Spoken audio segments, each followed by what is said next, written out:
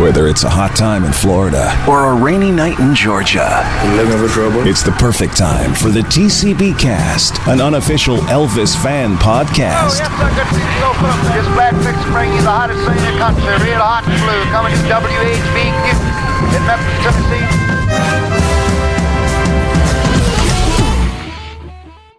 Welcome to another TCBcast bonus movie review thing. Not quite a commentary, but also like a movie review.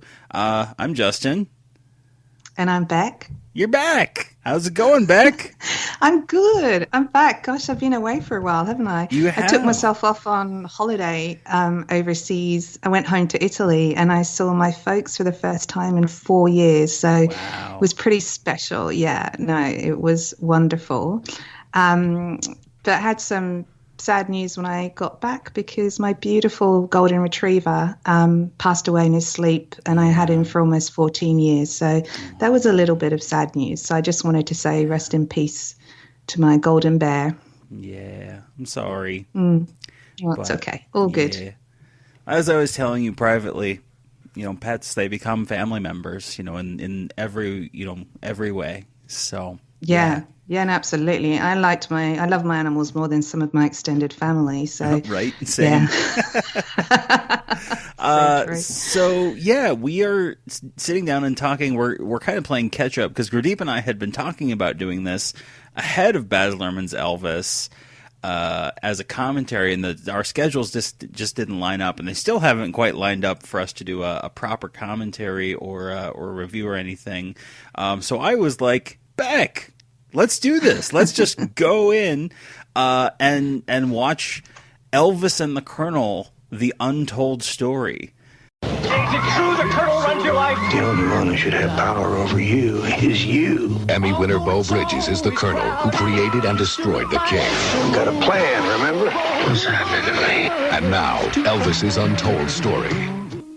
From 1993. And I gotta ask you, had you seen this before? That would be negative because I think you know that I am not one for Elvis biopics. Mm-hmm. I did once try and sit down and watch the Kurt Russell one, but then when he started talking to his twin, I kind of ran from the room screaming. So it was basically my first biopic, and I feel like I actually deserve a medal for watching this the whole way through. Actually, I watched it twice. You deserve a medal. Yeah, we'll have to. I do, don't I? We'll have to get you something because, yeah, I think so. It is. I will say that, like, if you're listening to this and you haven't watched this, you have to watch this movie. It is hilariously bad. Like this is the bar of quality that I was expecting from Living Legend that Rabia and I just reviewed. And I came out like this, like Living Legend is like literally by comparison to this, like a proper B movie. This is, I don't even know how to describe this. My wife, so I showed her one scene from the movie just before you and I hopped on the call. And, I showed her the scene where Rob Youngblood, playing Elvis, sings Trouble.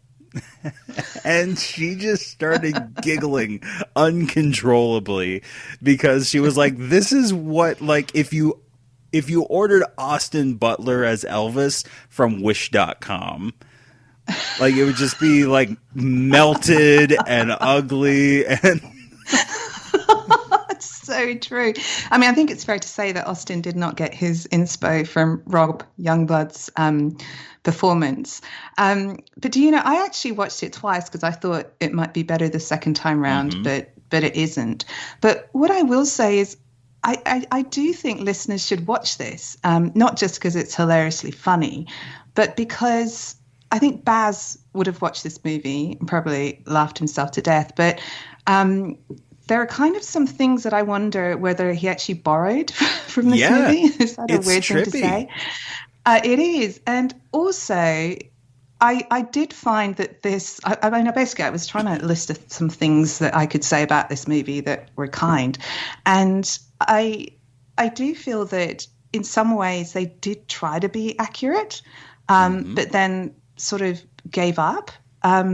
So So, I mean, I could talk a bit about that later. But I guess what I don't want to happen is I don't want listeners to, to go, well, I'm not going to watch this because Justin Beck said it was hilariously bad. I do think you should sit down and give it a go.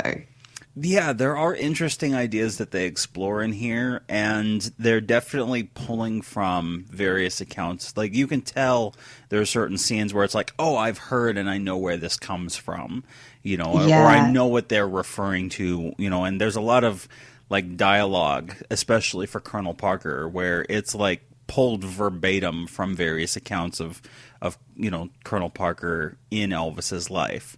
So yeah, for sure. Like, I think, Elvis, What Happened, they pulled from that, and also Elvis and Me. But I think one of the most interesting things about this movie, maybe the only one, is that it was directed by Billy Graham, who directed Change of Habit, which is one of our favorites, isn't it, Justin? Yeah, it's just so bizarre. Like, so I was doing a little digging on William Graham, because that's obviously, like, we did a review with Ryan way back, forever ago on this, but just, like, jumping ahead to, like, what had he been up to in the years between Change of Habit and this, and basically it was just, like, more TV movies.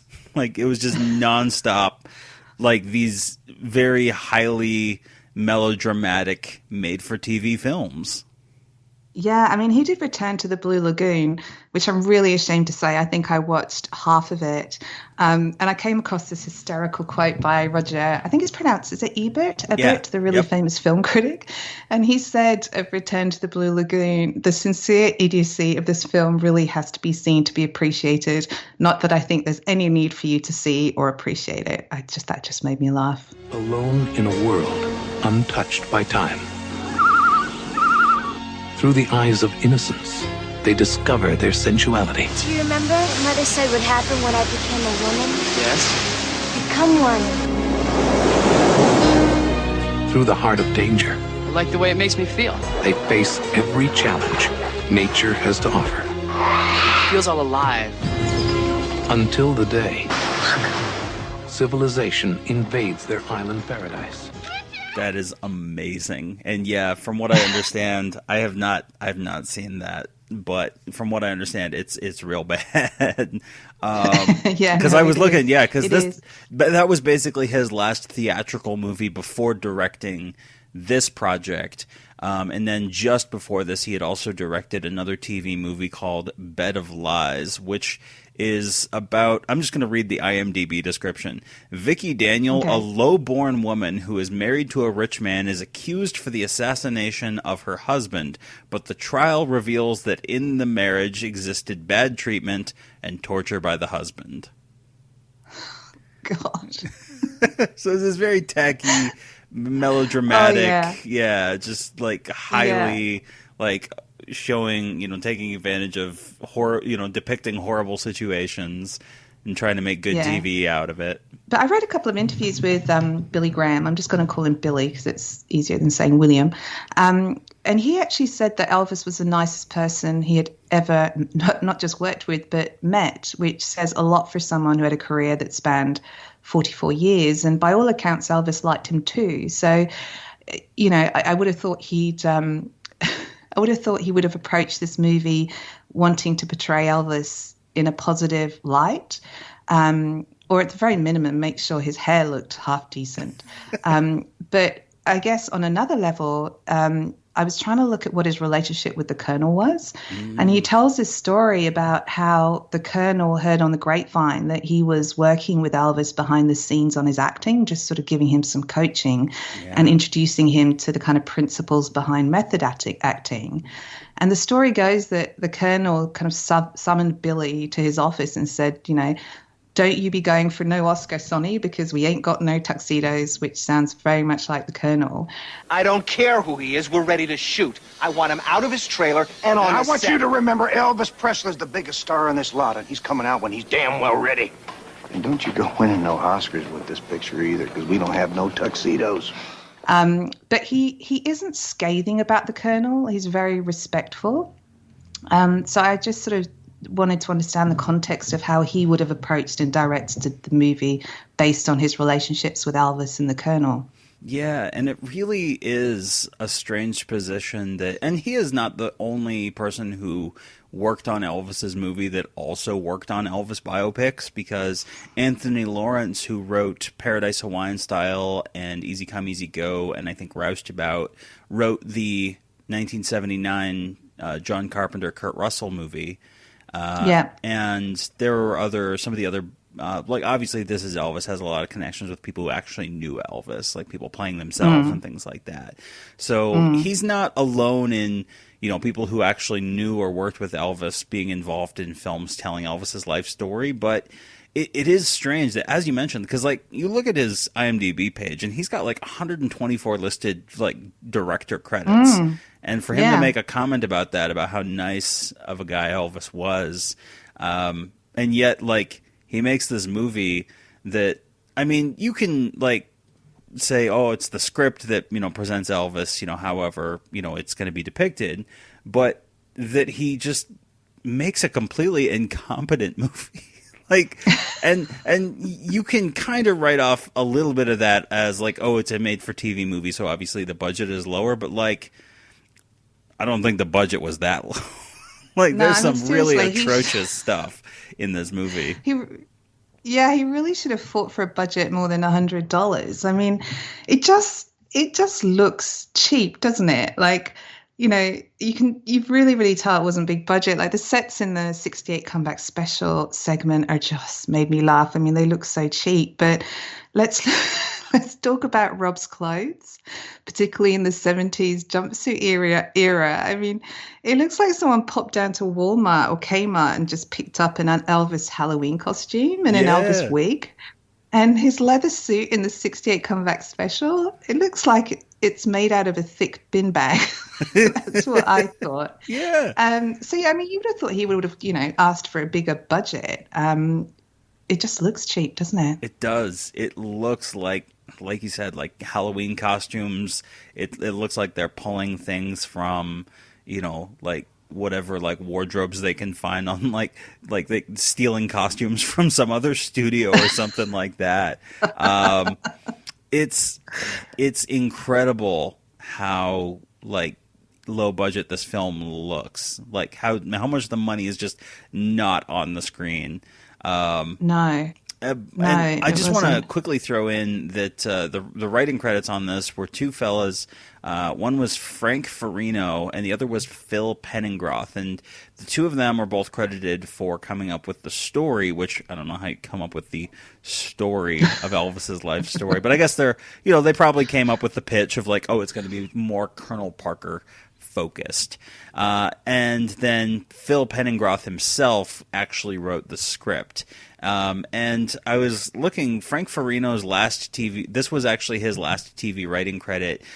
He had been involved in some TV shows in the 80s, and had very briefly written for some, like, basically soap operas or dramas, like Dallas and General Hospital. And then Phil Penningroth, he was a TV movie writer going back to the early 80s, and he wrote a string of TV movies, and I was going through, like, all these on IMDb and looking at, like, just, like, the top line paragraph of like what they were all about, and almost every single one of them, the main character is either disabled, contracts a disease, or undergoes some sort of tragedy. Are you serious? Yeah, I'm dead serious. But that shows you the industry of television movies in the 80s and early 90s. In the 80s. Yeah. Yeah. Because they were able, production had gotten cheap enough where like there were these kind of lower end companies that could throw together, movies on the cheap and, sell them to TV, and they could get on TV for not, and make more money, in the advertising revenue and things like that for the station. Yeah, it's a whole industry. But the one other notable credit on the production side of things is that one of the executive producers is Dick Clark. I saw that because he was also one of the producers for the 1979 movie, right? Yes, yeah. He was one of the executive producers on that as well. And it seems like this might be a situation, I don't have confirmation, but this might be one of those situations where he might have the television rights to the Elvis story, or he, like, at the time would have. and maybe just got on as a formality of like, like, oh, you have to give the okay on this, because you have the TV rights, because he had, produced the 1979 film previously. That's I'm giving Dick Clark the benefit of the doubt that he wouldn't attach his name to this by choice. Yeah, maybe he spent the rest of his life trying to detach his name from the project. Did you find who is behind the vocals? Because I saw that one site said it was Ronnie McDowell, but I don't think it is. I think it is, but I think it's the worst that he's ever done in one of these movies. At one point, he sings American Trilogy. We can talk about that scene in a bit. And of all the songs to pick for some mediocre Elvis impersonator to sing, they pick American Trilogy. It's just laughable. But no, I mean, I just couldn't find a name anywhere. For Dixieland, where I was born, early Lord, one frosty morn, look away, look away, look away, Dixieland.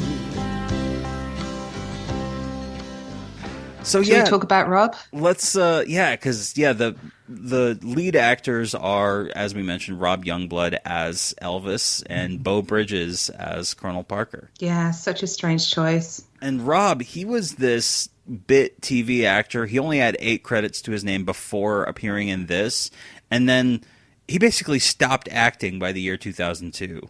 And so this is a guy who had a fairly short-lived career in the industry, and this might, it's sad to say, but this might have been one of his peaks, like getting a leading role on a made-for-TV movie. Well, I wonder whether this sort of ruined him. I did see that he was in MacGyver and Melrose Place, but the tiny parts, I imagine. Yeah, I mean, I sort of feel a bit sorry for him, really, because I wonder if he thought, yes, this is it. This is my moment. And then it wasn't. Yeah. Well, and it's worth mentioning that Beau Bridges, he, being the son of Lloyd Bridges and the brother of Jeff Bridges, had a similar career as an actor. Like, he was always in the industry, he was steadily working, never to quite the same like critical heights as, like Jeff, but he would frequently win awards, like Primetime Emmy Awards, for his acting. And so I'm sure that, Rob was optimistic, like, oh yeah, I get to work alongside Beau Bridges. This could be a serious dramatic role. Yes. But with, I don't know what you thought, I'd be interested in your view, but with Beau Bridges and the kind of portrayal of the Colonel, I sort of feel like he walked on set and did zero research, because it's such a one-dimensional character. It doesn't capture the kind of complexity of the Colonel, and he comes across as 1,000% American in this. I mean, they give Beau Bridges a cigar, a flat cap, and a comb over, and basically hoped for the best, didn't they? Yeah, and I did find an article around the time that the movie was coming out from the South Florida Sun-Sentinel, and they have an interview with a number of the people involved, including both Billy Graham and Beau Bridges, and it mentions here that Beau Bridges said that he read 15 to 20 books to try to get into his character. Really? Yeah, that's what it says. And I'm just going to read this as it appears in the article. It says, in spite of all the negative things that have been said about Parker's tyrannical grip on his star, his positive role in Elvis's career should not be overlooked. In our business, the show is only half the game, Bridges said. There's also the hype, the sell job. And if you have a great show and nobody's in the room to watch it, what's the difference? The Colonel was a master at that. He put Elvis across. He took him from county fairs to big venues. He made it all happen. Later on, maybe he didn't have the sophistication to be the businessman he could have been. He made some mistakes, and I've heard him admit them on tapes, but I don't think he did it out of meanness or to screw somebody. I think it was just an ignorance. What do you think about that quote? I think that he pretty much drew the same conclusions that Tom Hanks did about Colonel Parker. It definitely mirrors that, doesn't it? But I don't know. Like I almost feel that when I was listening to that quote, I feel that he didn't actually translate that into his performance. Oh, not at all. No, not at all. And what this actually did for me was it made me appreciate Tom Hanks's portrayal of the Colonel much more. Not that I didn't appreciate it, but, you know, irrespective of what you think about his accent being over the top, the Colonel's accent in real life was different. And he was different. There's this sense that he was different, and that didn't come out in the movie. And the accent, I think, helped with the portrayal. And there's a 1980s interview with Colonel Parker on YouTube. You probably listened to that. But I'd really recommend listeners check it out, because you can hear just how different he sounded. Like he did not sound American. And that just makes me think, how in the hell did Elvis think this guy was like American from Huntingville, West Virginia? You've got critics, you know that. You have them. Even Elvis has critics. Your critics say that you held him back, that he could have been much more of an actor, for example, than he ultimately, was given a chance to be. Well, because you put him in those kind of, beach bikini, jailhouse rock type movies. Well, if whoever said that, that's fine. They can say what they want to. If I was them, if they know so much, they ought to go into management business.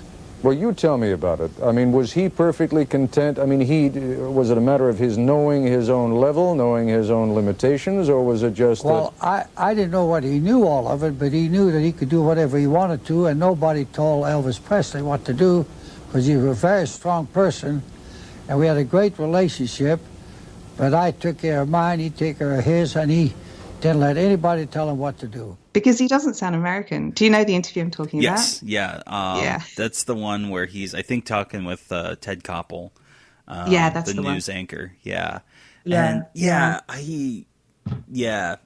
so that's one thing that I kind of wanted to draw attention to in terms of source material, because this is all relatively recent information that has surfaced in the public eye of him being an illegal immigrant. And what had happened kind of in between is that there had been this legal investigation by the courts into Colonel Parker's dealings and into the contract that he had signed with Vernon to handle Elvis's estate, and going back and investigating all of the agreements that Elvis and the Colonel had during his life. And they basically found that, as we've talked about before on the show, that he obviously screwed Elvis, really badly by comparison to what was typical in the industry.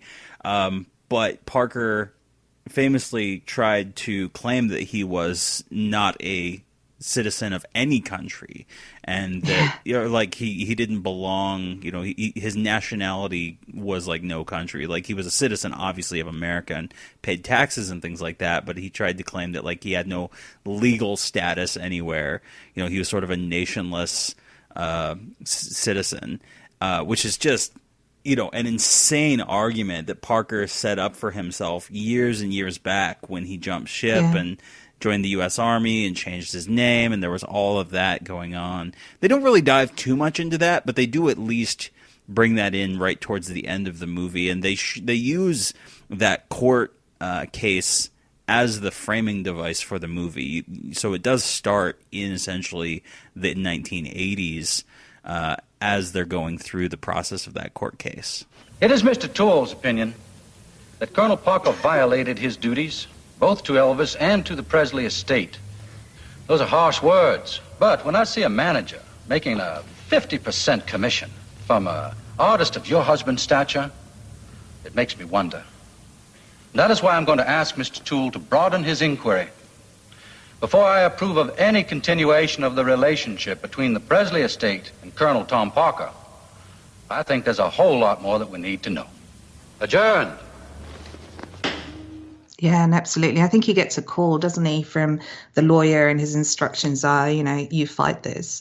And then, as you said, it closes with him getting the call that it hasn't gone his way. It opens up with that court case and Colonel Parker getting that call, but then we're introduced to essentially our narrator for the film. And it's the ghost of Elvis Presley. And they chose to use the young Elvis Presley rather than of course. Elvis from the latter years. Yeah, of course. But yes, he's a ghost telling his story.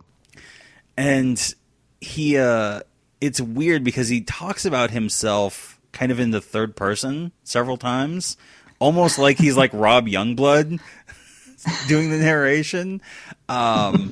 It's bizarre. And they've got him in this jacket that I think is supposed to, like, I guess if you're viewing this on a TV that's like all fuzzy and it's like a little tiny TV in the 90s, it could maybe, like, if you squinted, could look like the gold lame jumpsuit.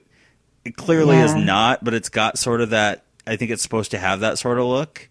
And that's mostly that's mostly what you see him in when Ghost Elvis shows up throughout the movie.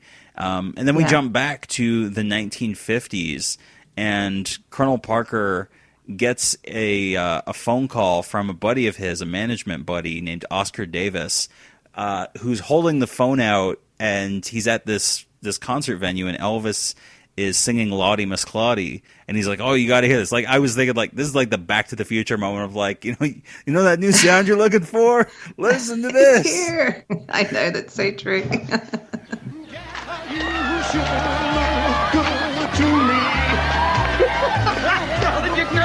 You have got to see this guy Elvis to believe him. Here, wait a minute. Listen to him. Well, I'd give you all my money, but girl, you just want to treat me right. You like to ball every morning. Yeah, and it's May 1955, isn't it? And he's singing Lordy Miss Claudie. And obviously the timing's off here, isn't it? Because I think by May 55 he was already performing at the Hayride, wasn't he? Mm-hmm. Yeah. Yeah.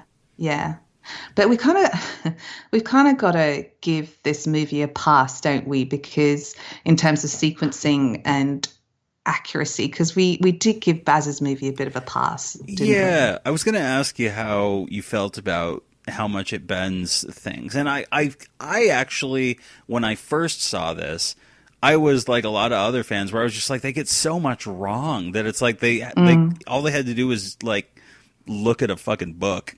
And like, here's the right information. It's not hard. Get it right.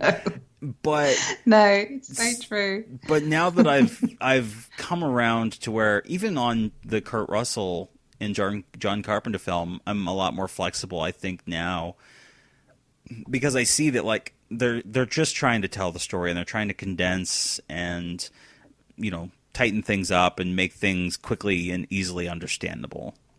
Yeah, and it's 91 minutes after all. Like, it's such a short movie. And I do feel like after seeing Baz's movie, I think it would be hypocritical of me to cause a big fuss about things being inaccurate. Yeah. So the one thing that they did, a character that I guess is sort of accurate, and what's weird is, and it's one thing I wanted to raise just as a kind of aside, is that they've changed a lot of names in this story, but they've also hung on to a couple, and there's no rhyme or reason why they did. Like, they've kept Steve Binder's name, and Oscar Davis is another name that they kept. And he was actually one of Nashville's earliest promoters and extremely well respected. And Peter Goranik actually described him, I'll just read the quote here, a flamboyant veteran of the vaudeville, carnival and country circuits with a jaunty boutonniere, which I think is a flower in your buttonhole, an elegant cigarette holder with a habit of fixing his listener in his gaze and focusing all of his considerable charm upon them. So he basically... So Justin, I know a bit about him, but I don't think I know enough to actually talk at length, because I won't lie to you. I thought you might know more about him, so I don't know if I can actually talk about him. He basically, if you go in, he was manager for Hank Williams, Ernest Tubb, Ray Price, and Minnie Pearl as well. Yeah, various times, throughout their careers. So. And as you mentioned, like, there are some names that clearly, like, they hold on to that I guess they're going more on, like, are they a well-known public figure? like that sort of rule of thumb, because, you know, Oscar Davis would be pretty well known, but someone like Tom Diskin wouldn't be, who is just, you know, as far as the media and, you know, major, you know, pop culture is concerned, just a guy who worked for Colonel Parker. You know, he's just an employee. And as per usual with a lot of these, like the Memphis Mafia names, you know, are swapped around and fictionalized, but yet Priscilla is obviously real. So yeah, it's a coin toss as to whether or not it's actually the real person. Hank Snow is another person that they give a fictionalized name to. Yeah, he's Buck Black, isn't he? Mm-hmm. Yeah, but in the movie, I mean, as I said, there is some part of it is accurate. It was actually Bob Neal who introduced Oscar to Elvis in around October '54, and Oscar was the one who flagged Elvis to Parker. So that's sort of the background there, and that is quite accurate, I think, in terms of the movie. Yeah, and the movie starts, you know, once they pair back up and they're heading towards a point where Parker can kind of rendezvous with Elvis. They're heading down to Florida, and you see, I'm just going to use his real name. I'm going to use Diskin because it's ridiculous to just keep calling him Daniels. But Diskin and Davis and Parker, they're heading down, and then they make this like random pull off on the side of the road, and they actually pull from Colonel Parker's real history, having a circus and carnival background, where he stops at this circus to visit an old friend of his, who turns out to be an elephant that he had worked with in the past. And this leads into an interesting dramatic kind of theme that's carried through the movie, where he talks about how the elephant, when he was young in India, had, you know, these ropes put around his neck that he couldn't break, and then as he grew older, because he was trained to think that he couldn't break away from the ropes, he never did. And it's sort of foreshadowing what he's going to do with Elvis. Yeah, when old Roger was a little fella off somewhere in India, the mahouts who trained him put a rope like this around his neck. Back then, you weren't big enough to break it, were you, son? So that's what he learned. But he's big enough now. Not in here. Something to remember, son. Once you know what leash to use, don't matter how big they get.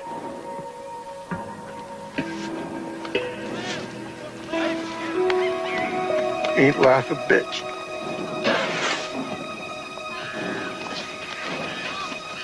You all right, Colonel?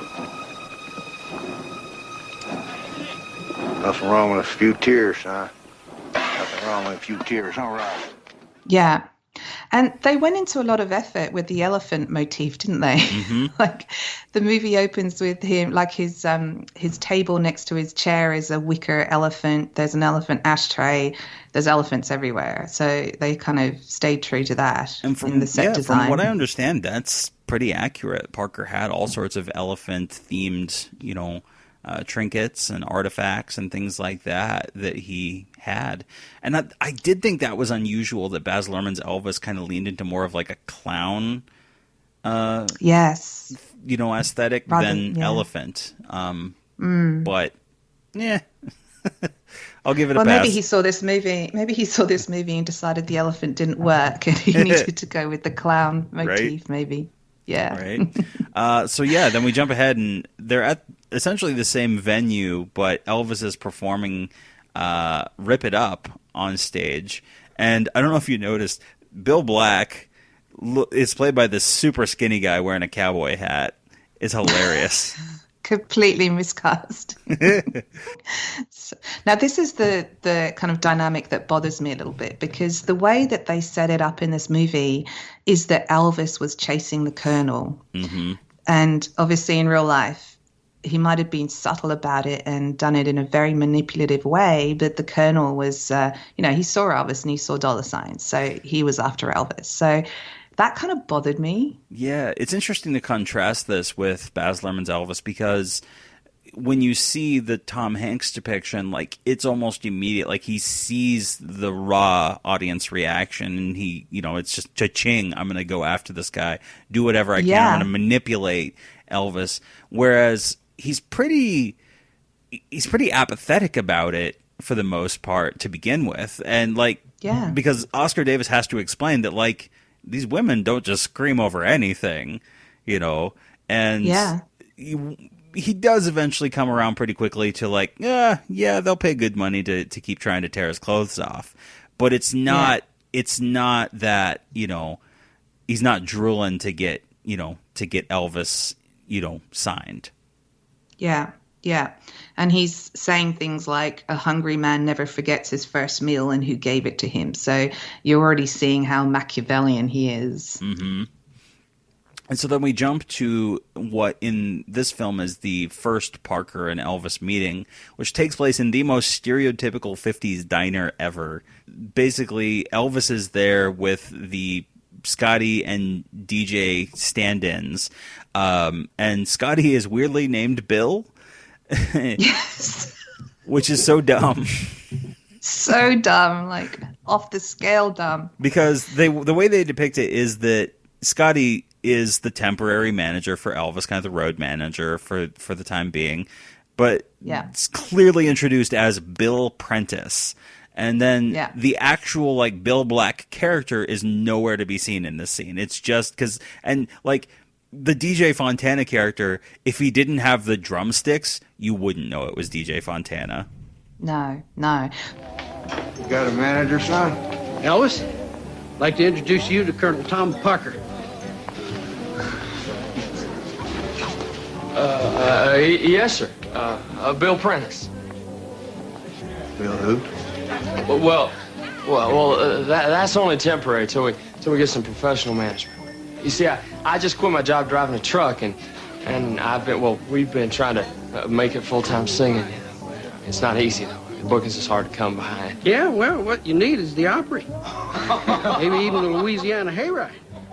Davis suggests getting Elvis and the guys on the Grand Ole Opry, which gets, obviously, Elvis and the guys really excited. And Elvis is starstruck by Parker because he knows that, you know, he's managed all these other acts and that Parker, you know, could be his big ticket. And Parker promises to think about it, but Elvis is worried that they blew it. And so that's where you get, as you mentioned, that quote of like, hungry man never forgets his first good meal and who gave it to him. And like, what do you think of Rob Youngblood in this scene? Because like the body language is just not there, because we haven't really seen much of him as Elvis to this point. Like you see him on stage and the choreography is like one thing, but like the actual how he carries himself is another. And he just does not look like he has watched any, like even Elvis movies. No, exactly. I mean, he's just basically like a dude with an Elvis wig on, really. I mean, it's just, I don't think you can even call it a performance. Although there is one scene in this movie as we get through it where actually I'm going to argue he isn't too bad.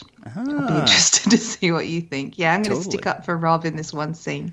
So, but yeah, and then we're introduced to sort of the Hank Snow stand-in, Buck Black, and we get again echoes of what Baz Luhrmann would do later on, where Hank Snow calls Elvis's wiggling sacrilegious and kind of complains about, you know, Elvis making those sorts of moves. And so then Snow goes out on stage and starts performing a country song. I think this is an original like country song, because I could not match this up with any like known country song. Yeah. So this must have just been written especially for this movie, and it's just in the background for a few seconds. But the crowd starts calling for Elvis, and as soon as he shows up and starts heading backstage, the fans are like squealing over him, and they're not paying any attention to Hank Snow. No, they're not, which happened in real life, didn't it, reportedly? Mm-hmm. Yeah. I don't know why. Again, it's the condensing of time and stuff, but like within this like conversation backstage, Elvis just blurts out that he really wants to be an actor like, you know, Marlon Brando or James Dean, and he does this really horrible impersonation of Marlon Brando doing the "I could have been a contender" line from On the Waterfront. Yeah, it's so bad, isn't it? The right guidance, son, you could go all the way. You know what you want. Music, huh? Yes, sir. I know I don't want to be porn on. My mama deserves better. Amen to that. Been poor myself. Rich is better. Women can smell it. That and fame. I met you, you were gone. You know what I really want? You tell me, we'll get it. I really want to be a great actor like James Dean. Brandon. I could have been a contender. And just we were talking about Rob's body language, but I don't know if you picked up on this, but he does this thing with his lip. It's like he's watched Elvis, because Elvis used to curl his lip. He did. But he, when he laughed, he obviously takes the mickey at the 68 comeback special and, makes that joke about his lip. But Rob it must have been quite painful for him, because he has his lip curled the whole time.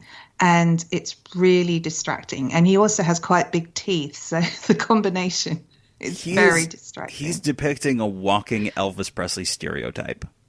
He is, absolutely. Like all of the cartoonish Elvises that there have been that people think of when they talk about Elvis, like the punchline. That's this character. No, it is. And, Baz talks about how he really wanted to, to kind of displace or get rid of that notion that Elvis is thought of as a Halloween costume. Well, this whole movie is a Halloween costume.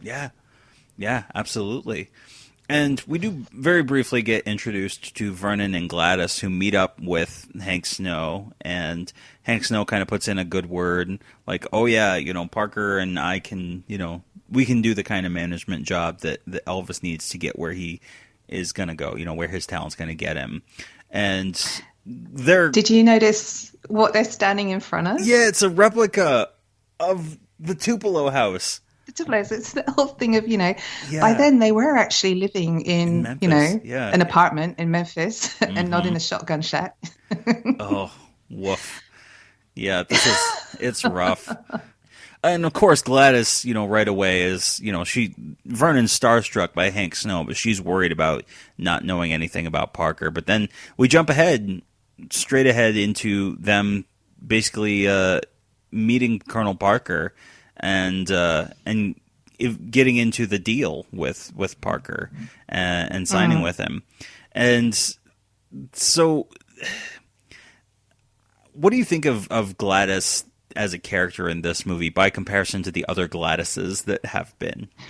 Well, just on that dressing room scene, that actually did happen in Little Rock in July 1955, but Gladys didn't sign then because she wasn't convinced.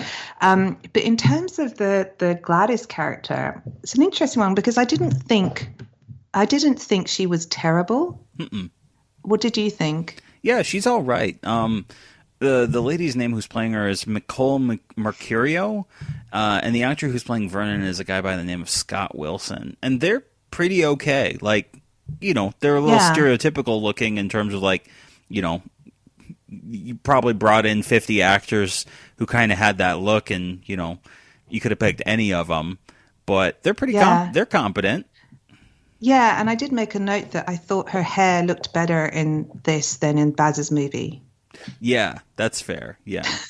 But of course, there's a conversation about, her being super religious and being concerned. And, Parker plays that up, and trying to, he's like quoting the Bible to her, Yes. And saying because she's worried about, going to church and, asking him what church he goes to. And he lays it on thick about God's wherever I'm at, I choose to worship any church that's around.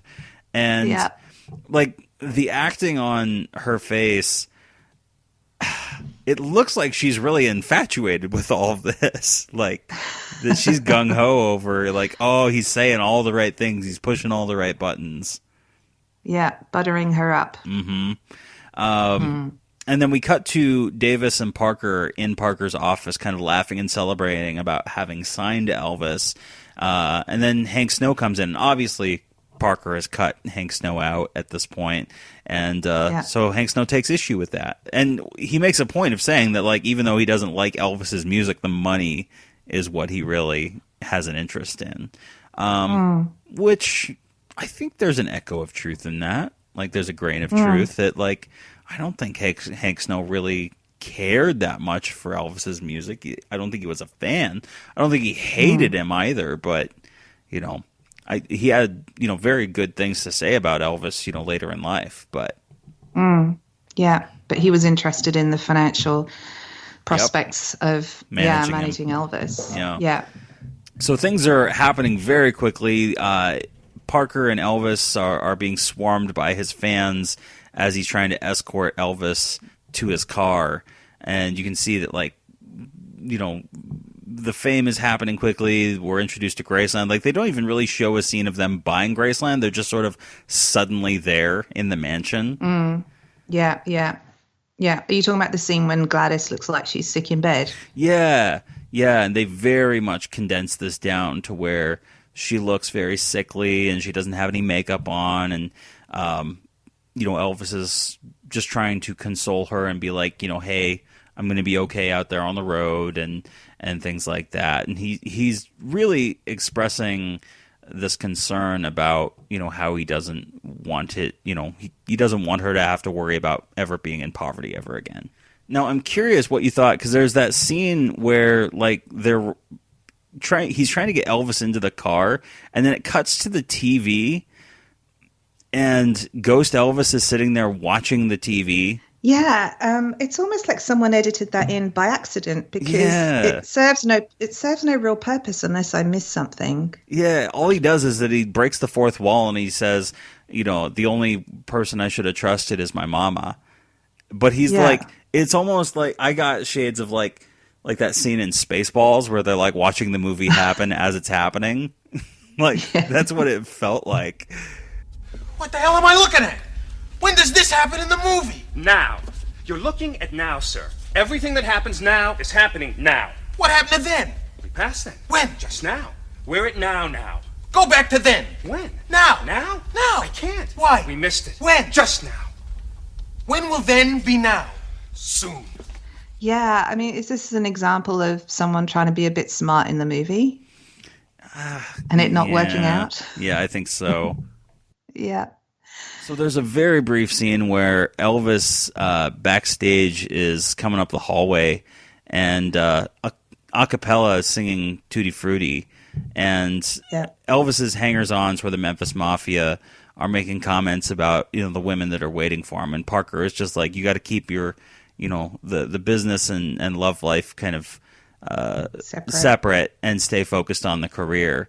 What did you think of the very brief moment where Elvis kisses Colonel Parker? Somebody speaking to you, boy? No, sir. All right, now just put a good front up in public. Do what you want in private, just don't mix them up. Come on, Colonel. You gotta relax. You still have a hobby or something. You're my hobby and you're my business too. You're what I live for. And I love you too, Colonel. Let's get ears laid back and get home. That was really strange, because you know that would never happen in real life. Yeah. You just know it wouldn't. And I don't know, it's one of those things again, is like, what purpose does it serve, really? I mean, it's very strange. What did you think? It sort of echoes, or I guess foreshadows, a line that happens much, much, much later in the movie, because Parker says something along the lines of, like, you're my hobby and my business. You're what I live for. And Elvis says, yeah, and I love you too, Colonel, and then kisses him on the cheek, and the Memphis Mafia start cracking up, because it's supposed to be like this big joke. But first off, it's like way out of character for the like historical Elvis. But I think that at best it's foreshadowing for that late scene in the movie in the 70s. Yeah. But I think it's just sort of planting the seed. Yeah, but it's bad. It's bad foreshadowing. Yeah. And the next bit it moves on to is Elvis is in Hollywood, and here you have a little nod to change of habit, don't you? Yeah, in the 50s. I know, but remember, we're going to give that a pass. Yeah, so he's playing around. I don't. This is a pretty egregious one, because even the John Carpenter one got Love Me Tender right. And, clearly, when they're showing the dates, they get to the 60s, and later on he's filming Tickle Me, And it's clearly Tickle Me. Like, it's correct. Like, the month is correct. The year is correct. The costume is mostly correct. Granted, it's low budget, but it's an approximation of the costume from Tickle Me. Yeah. This is clearly change of habit. He looks exactly like Dr. John Carpenter. Yeah. He's chasing nuns out of his trailer, where he's been womanizing with the nun actresses. Yeah. This is, I just think someone did it just because. Yeah. You think it's just too far, road too far. It's pushing the limits of what I'm allowed to, the amount of rope I'm allowed to give this. It might hang itself on this rope I'm giving it. It's making you twitch. Exactly. It's got to stop. Oh, come on, Colonel. What's wrong with having a little fun? I got nothing against fun, but this horseplay and partying's all out. That's my private life. Not one that keeps you from taking care of business. I mean it. My word is my bond. I got a reputation to protect, and I'm sure your mom would be upset to know that you're fooling around with not one, but two girls instead of concentrating on your career. Now, don't make us ashamed. Okay. Whatever you say. You don't see Sinatra and Como behaving like that. This is rock and roll, Colonel, not crooning. Elvis is unique. Oh, bull. In a couple of years, when all this shake, rattle, and rolls down the drain, then what's he gonna do? And all those little virgins find someone else to get all hopped up about. I don't know, Colonel. There's never been anyone quite like him. Yeah, white boy who sings like a nigger. But yeah, Parker obviously comes on set and reminds Elvis that he has to stop fooling around on set. And almost certainly this was probably just Billy Graham just wanting to get a wink and a nod to the movie that he directed. Like, that's probably all this was. But this is one of the, first or second maybe instance where the Colonel is talking to Elvis about how he needs to pull his head in and, behave essentially. Mm-hmm. And I think this is also what gets to me, because the movie this biopic, it just gets the dynamic of the Colonel Elvis relationship completely wrong, Yeah. The Colonel allegedly took care of the business and Elvis took care of the music side, etc. And if you believe what you've read, he allegedly did not get too involved with Elvis's private life, with the exception, which is actually features in this movie, is he gave himself concussion when he tripped over just before shooting Clambake in '67. Mm-hmm. And that is a moment when Colonel sat down with the Memphis Mafia and he said, look, this is how things are going to be. Larry Geller needs to, give Elvis some space. Yeah. But in this movie, he crosses the line throughout. He talks about the drugs later on. And yeah, the dynamic just seemed really wrong for me. And what do you think? Well, and especially that this scene is set in the 50s, and Elvis was famously and gave multiple interviews at the time, like, super nervous. And we've all heard the story of, like, Love Me Tender, and he, like, memorized the script because he was worried about, like, he was super diligent when he was so young about being on time, doing the work. It wasn't until he got to the 60s and was, like, bored by the formula pictures that dynamic started creeping in of him and the guys, pranking people and, shooting water guns backstage, doing all those, all the crazy zany antics, which, yeah, it's truthful to depict it, but, like, even then in the 60s, like, you hear all the people who worked with Elvis, and the vast majority of them are like, Elvis did show up to work. Like, he knew he showed up. He knew his lines. He was a good worker. He was, a diligent actor. Like, it wasn't like he was blowing off the movies. Like, when he had to be there, he was there, and he did his job. Yeah, very, very strong work ethic, and he definitely would not have been playing around with two actresses dressed as nuns in his trailer. So, yeah, so it bends quite a bit there. Yes, but it's about to bend even more. Because of how much Elvis is not being focused, Parker tells Diskin that they need to keep Elvis in line. And so we flash over to Elvis reading off from what is, I think, supposed to be a magazine, but to me, what looks like the script for the movie. Could well be. Just the way that it's folded and stuff, it looks like he's literally reading off the script. But he's reading off, the rumors about his military service, that he's going to be drafted. And Davis is just like, oh, we're going to downplay that. It's not going to happen. Come on, Colonel. If I'm gone for 2 years, they're going to forget. That's what you got me for. But we're going to lose millions. Not if we reissue some of the old stuff. Soundtracks from your movies. Hell, your fans would buy records of you sawing wood. All we got to do is just put a picture of you on the front cover, maybe a calendar on the back so they can tick off the days till you return. It's just when things were going down. Oh, what about this? While you're away, we tour your Cadillac. Oh, hell! They'll pay $100 to see you. They'll pay $50 to see your solid gold car. He next goes to see Parker and has a similar argument, saying like, I'm worried, if I go into the Army, I'm going to be forgotten in 2 years. And Parker points out that like, you're going to be fine. Like, we'll come up with gimmicks and we'll sell you and all of that. The things that historically did happen. And he actually name drops a few of the gimmicks, like the calendar on the back of the album for fans crossing off the days. Cross off the days until he comes back, and touring his Cadillac around the country. Both things that actually did happen. Yep. Yeah. And there was a funny line that I thought was kind of funny. He goes, "Hell, your fans would buy records of you sawing wood." And honestly, I don't know that he's wrong. I think there's enough Elvis fans that probably would buy. Would buy you, a CD. Justin? I'm not sure I would go that far myself. Well, it depends if he had like a monologue while he was sawing wood. Yeah, if he said something. Yeah, if he was like doing an interview or something. But if he was just like physically doing it, I don't. Yeah. See, the fact that I hesitated about it.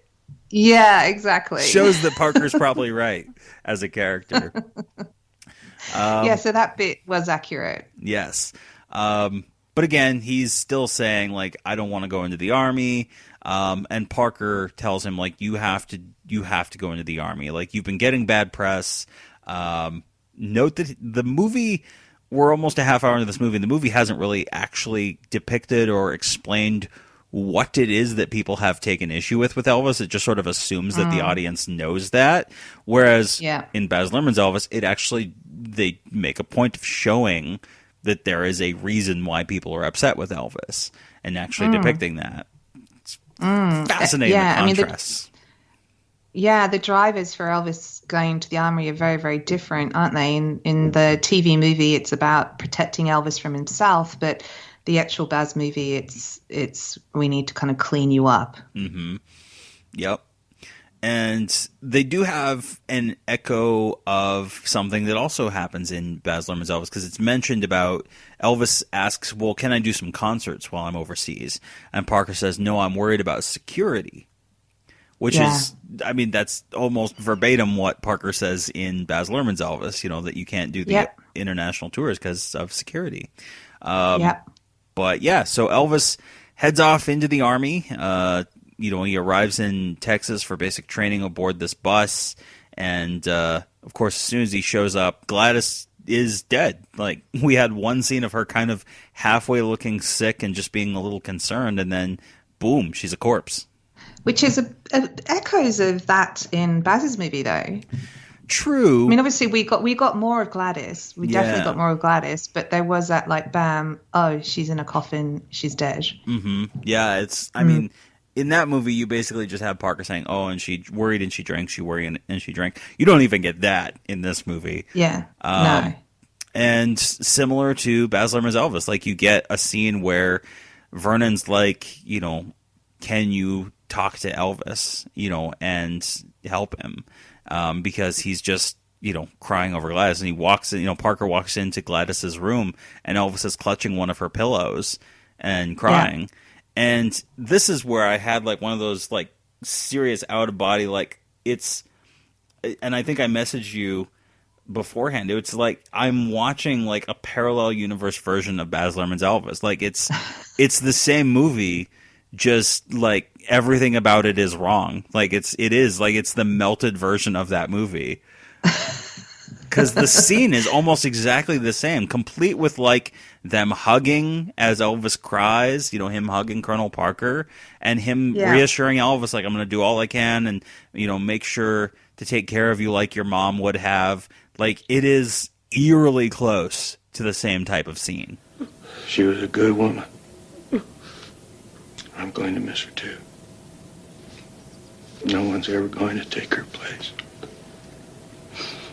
And I'm going to do all I can to take care of you and to watch over your career just the way she would with a lot of prayer and God's help. Will you let the old Colonel do that for you, son, will you?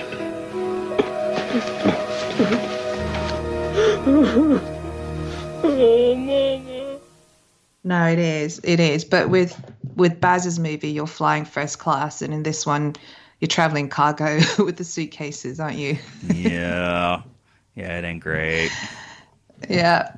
And then it does sort of a similar thing. It skips ahead past the Army, past him coming back from the Army. All of a sudden, we're in November 1964, and Ghost Elvis shows up on a Hollywood backlot. And basically, we've just had a commercial break. And so we come back from commercial, and all of a sudden, we've jumped ahead like 5 years. And Ghost Elvis quotes John Lennon with the infamous, Elvis died when he went into the Army. And he's like, well, looking back, you got to wonder, not that the Colonel ever did.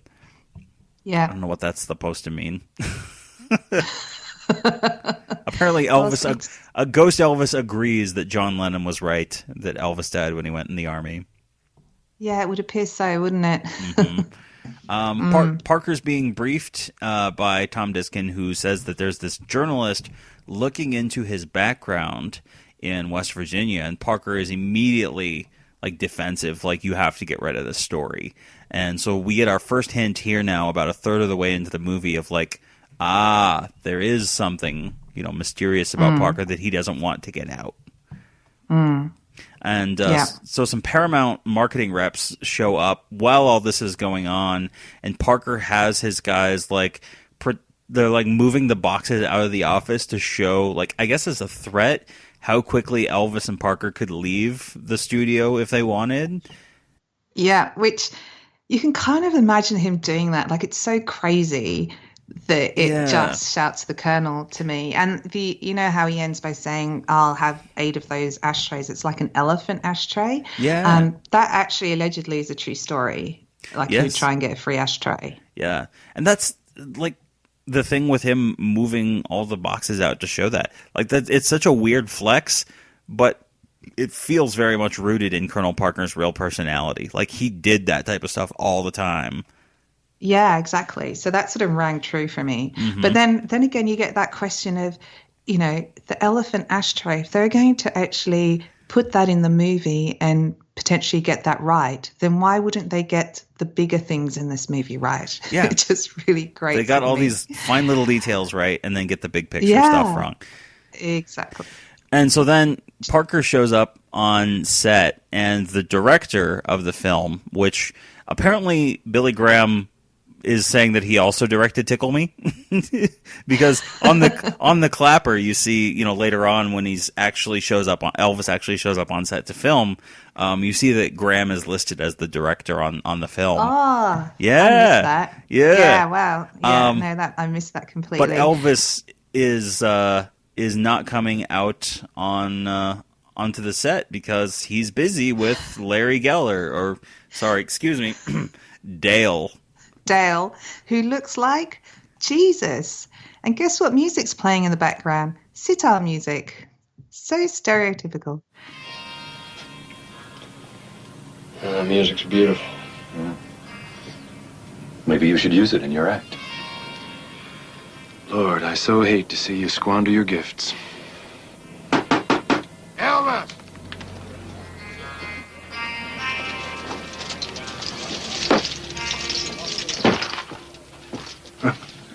Hope I'm not interrupting anything. We can do a trim on a sec. Okay. It's like the most So the most stereotypical, like, new age, like 60s hippie you could imagine. Larry and Geller. He's wearing a gown. Yeah, he's like the hippiest of all hippies. Like you said, looks like an off-brand Jesus Christ. Like long hair, baggy monk-like clothes. Like, if you know the actual historical Larry Geller, like, he dresses like a normal guy. Like, it's so stupid. And we don't even... That's the bonkers thing. Like, because... If this type of Larry Geller had showed up in Baz Luhrmann's Elvis, I would almost buy it as like, yeah, this is how Parker would view this guy, as like this weird, like freaky hippie. But this is presented from like Ghost Elvis's perspective. So I don't even know what to make of Larry Geller in this. Yeah, I don't know. It did make my eyes hurt. It was very, very strange. Yeah. But Elvis does move on to start complaining about the movies, and he says it's killing me on the inside. And this was actually, it's actually something that Baz doesn't do in the movie. And we talked about this when the four of us were doing the review pod. Is that the one thing that's missing out of the kind of 60s is the kind of understanding that Elvis was extremely disillusioned and extremely unhappy. Yeah. And they didn't really bring that out very much Baz didn't in his movie, but they do here. So this was on my list of positive things about the movie. Yeah. My short list. Yeah. And this, this and the 2005 biopic, I think do, a better job of showing the relentless monotony of those movies and the frustration that Elvis had with that. And what's neat about this one, similar to, I guess, the 2005 one, like that one shows a scene from, I think, Clambake that they're depicting. And to a lesser extent, like the John Carpenter one, I think they have a scene on the beach where Elvis does the, if these movies stop being fun, then we're going to stop making them line.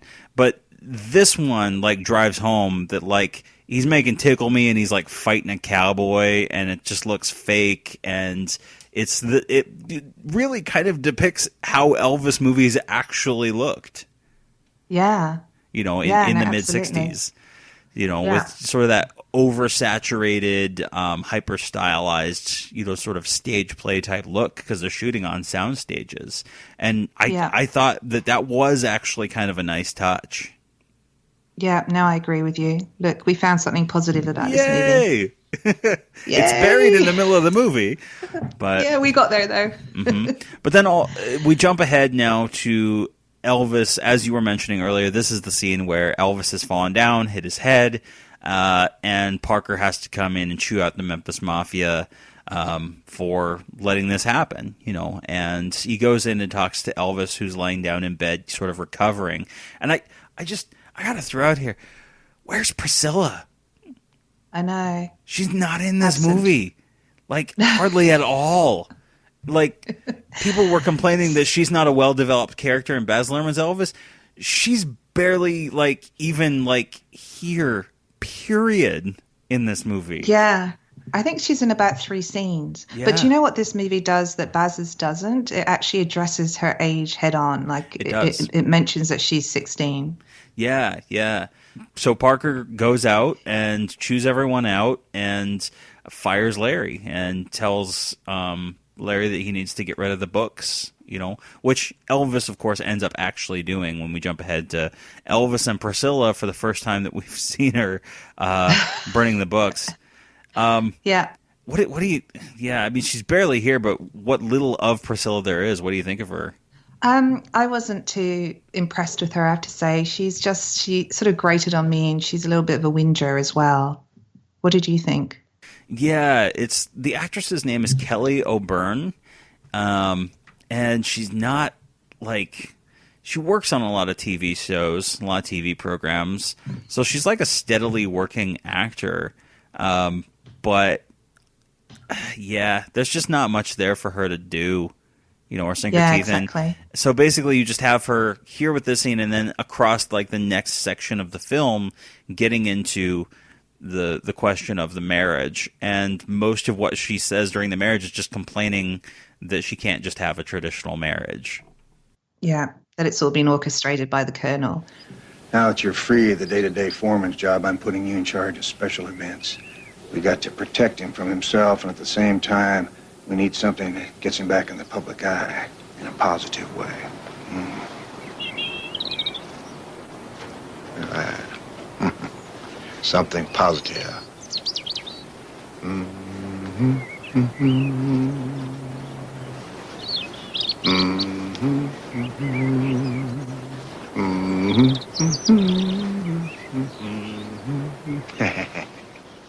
And Priscilla would have hated this movie because it actually infers that Elvis proposed because the Colonel told him to.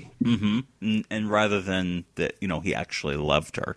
Exactly. But yeah, next we see Parker and Elvis sitting down at the piano, and Elvis doesn't touch the piano to play anything really.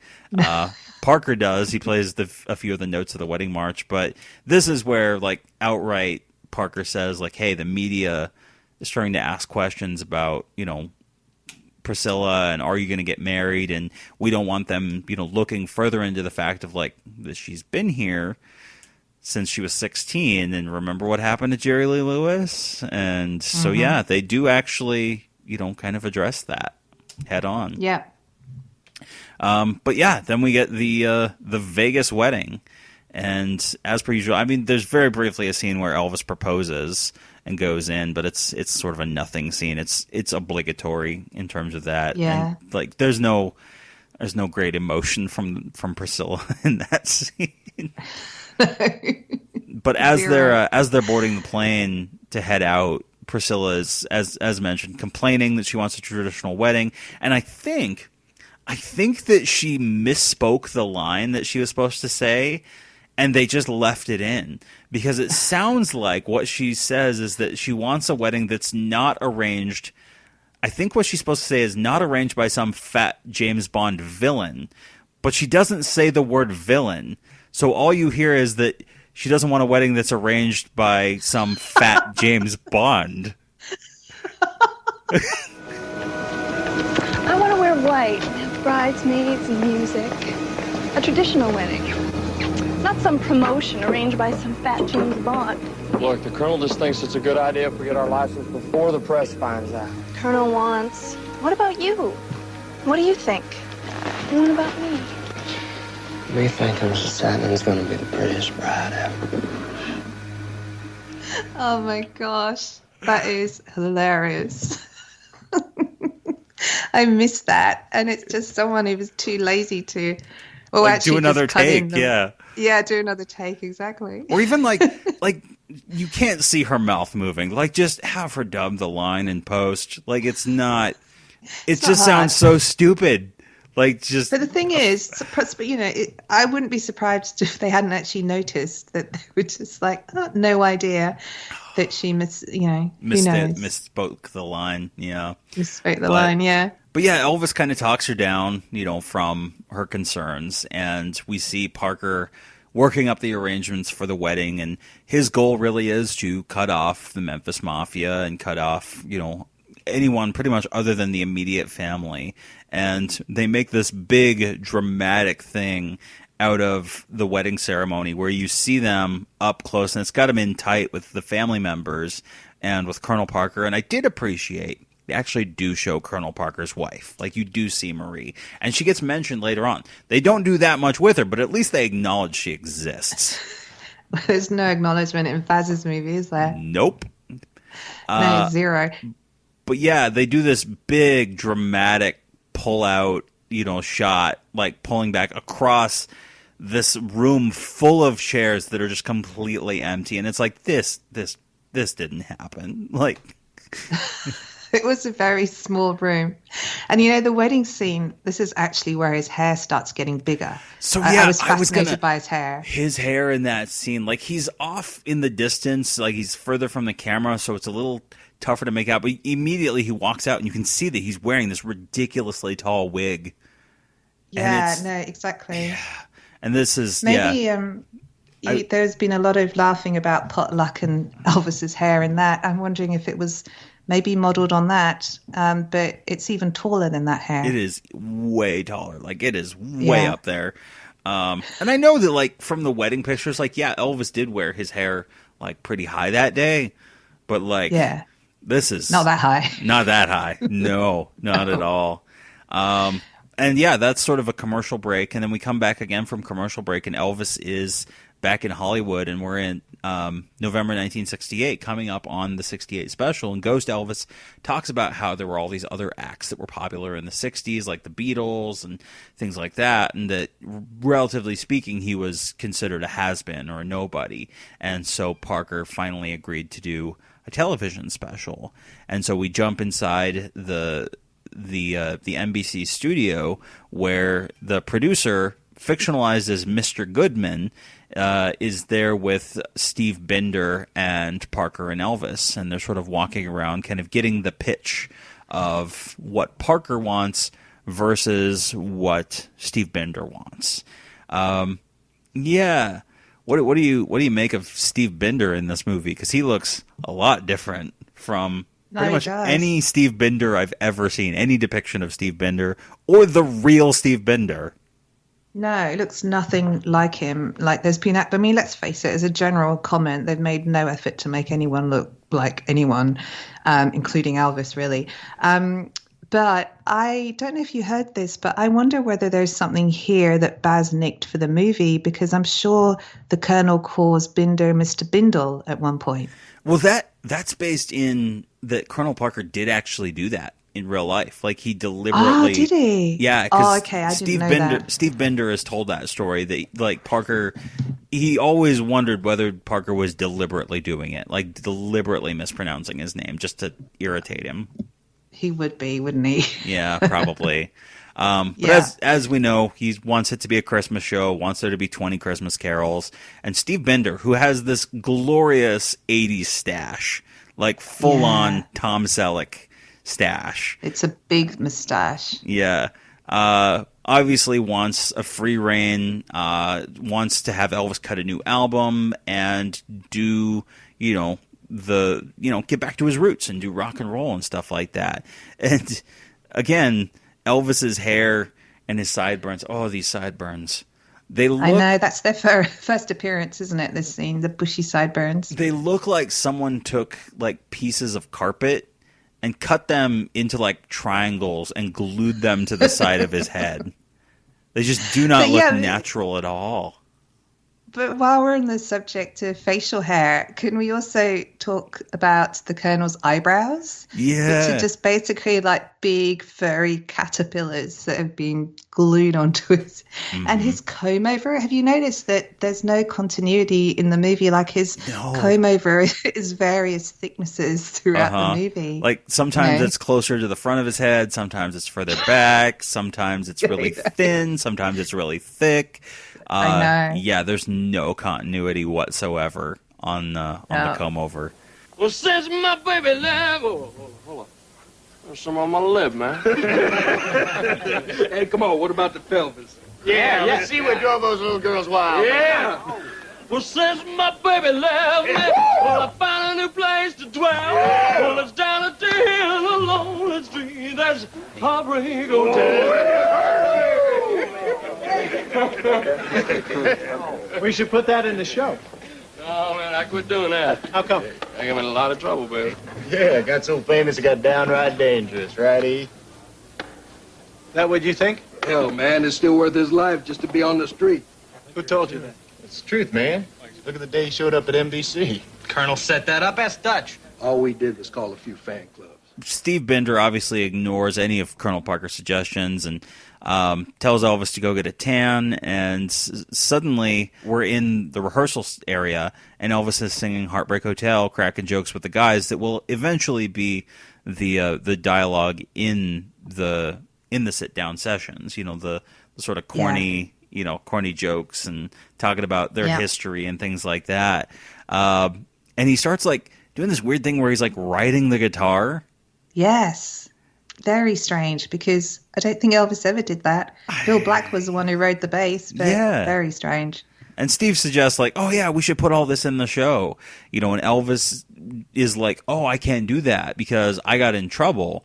and they're making Elvis to look like he's completely out of touch, where like he still thinks it's the 50s and that like he's going to get in trouble for doing that. Like, seriously? And the Memphis Mafia are backing up like, oh yeah, it's super dangerous. And this leads into the scene of Steve Binder and Elvis going out on Sunset Boulevard and being perfectly fine. Because they're obviously insisting like, oh, you know, it's going to be bad. You're going to be mobbed by your fans. And then obviously they go out there and like nobody pays attention to him. But did you notice when they go outside, there's a Santa Claus ringing a bell? No, that I did not notice. Yeah. And they've got like the doorway is decorated with like what's that stuff called? The glittery stuff that you put on trees. Oh, tinsel. Yeah. And like, I think they legitimately thought that 68 Special was done live. I know, like, because it was shot in June or July. It was shot in summer, yeah. But like, there's like Santa Claus is out there, you know, ringing the bell, like he's from the Salvation Army, and yeah. So they get, but that did happen in real life, didn't it? He was taken outside. Yeah, the walking outside. Yeah, and that was also depicted in the 2005 biopic, which tackled it much more realistically. No Santa Clauses ringing bells. No, not at all. No. And there's very briefly, there's a little meeting scene between Parker, Elvis, Binder, the producer, and a couple other people. I think Diskin's there as well. And so they're trying to negotiate, you know, what's going to be in the show. And Parker is, of course, saying Elvis wants this, Elvis wants that. And Elvis is just sort of sitting there. And as they leave the meeting, as they're coming close to the end, like Steve, like sarcastically suggests, like, what about a Santa Claus suit? And Parker gets this look on his face like, that's not a bad idea. And yeah, so after the meeting, like Steve is walking down the hallway and he's complaining like, Elvis just sat there, he didn't say anything. And Elvis runs up and he's like, don't worry about it, we'll do it your way. Which is like, did it exactly happen that way? No, but that's generally kind of how it happened. Like there's reports from Steve Binder that there was, you know, a meeting with Colonel Parker where like Elvis just kind of sat there with his head in his hands and, you know, didn't really say anything and didn't meet anybody's eye, you know, meet their gaze. And Parker just handled all the conversation. Then later on, afterwards, Elvis is like, oh yeah, fuck the Colonel, you know, whatever, we'll just do it your way.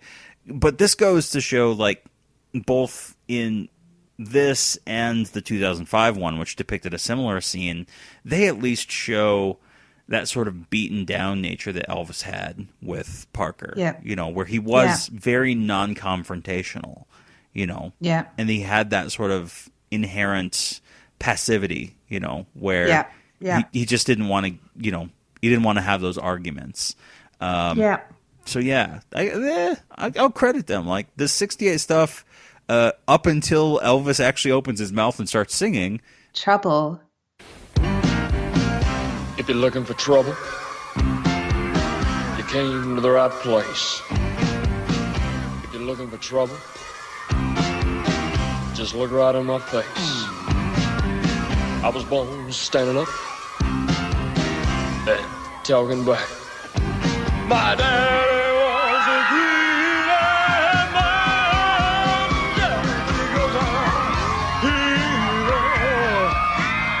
man. Let's just talk about how he handles Green-Eyed Mountain Jack, because my ears really, really hurt when he did that. It's terrible. And again, I said earlier, like the sets just look so cheap. It's like the kind of set designer thought, well, if I just build a quarter of the stage, maybe no one will notice. You know, it just looks really cheap. And again, like and the other thing, they had absolutely zero budget for the extras costumes throughout this movie. They're so 80s. It's like they're all still wearing their 80s, 90s, you know, early 90s clothes with the hair. Like there's just no, what's the word I'm looking for, Justin? They just didn't get any costumes, basically. It's just not historically accurate. Like it's so anachronistic where it's just like, there's that one lady in particular who's like, she's kind of like biting her lip and she has like full, like the most like 80s, like Baywatch hair, like something you would see out of, I don't know, like like Saved by the Bell. It's just like that big 80s hair. Yeah. But the songs, we gave Baz Luhrmann's Elvis a pass. We got to give this one a pass for and I even like, because they have him do Blue Moon of Kentucky in the sit down portion instead of That's All Right. And that's probably just a rights issue, of like that they could get Blue Moon, but not That's All Right. Because that's what happened with the TV show Sun Records. They had a similar problem. Blue moon, keep on shining bright. You're gonna bring me back, my baby, tonight. Blue moon, keep shining bright. I said blue moon of Kentucky, just to keep on shining. Shine on the one that's gonna let me blue. I said blue moon of Kentucky, just to keep on shining. Shine on the one that's gonna let me blue. Do the chairs in your parlor seem empty and bare? So I'll give him a pass on that. But in this montage, you see Priscilla and Vernon watching the TV at home, again, as though it's being performed live. Yeah, like they're actually watching Elvis do this live rather than pre-recorded. And so you see Elvis saying, "Are you lonesome tonight?" in the white "If I Can Dream" suit. But then we do get a black leather Heartbreak Hotel. Which is maybe the closest this comes to actually looking like the 68 special. Apart from the quality of the pleather suit. Yeah. Although it's always crowded, you still could find some room for broken-hearted lovers to cry.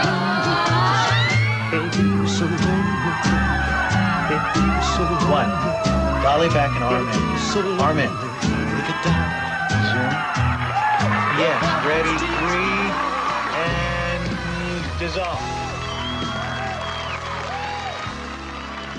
And also, like, one thing I noticed, and it could just be that control rooms look exactly the same, but they looked virtually identical. The one in this. I was shocked by that? I did notice that the control room that they're in looks really close to the one that Baz Luhrmann has in his movie. Like, it's got the two desks. It's got the one in front with like all the actual like buttons and stuff, and then there's like a desk behind that where like Parker is sitting at and a couple other people, and that's essentially where like the sponsors were in Baz Luhrmann's Elvis. And there's even the windows in the back where in Baz Luhrmann's, that was where you see on the wall the pictures from Star Trek and the other NBC programs and stuff like that. But like that set, it's not identical, but it surprised me how close that was. Very close. Yeah. Very close. Yeah. We gotta note when they're close, because they get so much else that's not. And then Vegas. The Vegas opening. Where he sings what, Justin? The Wonder of You. Yeah.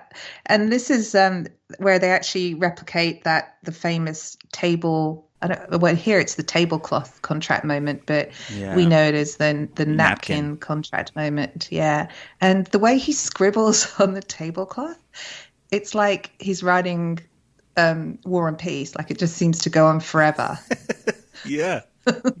I love the bad, like, cheap, synthy, like, not also Sprach Zarathustra.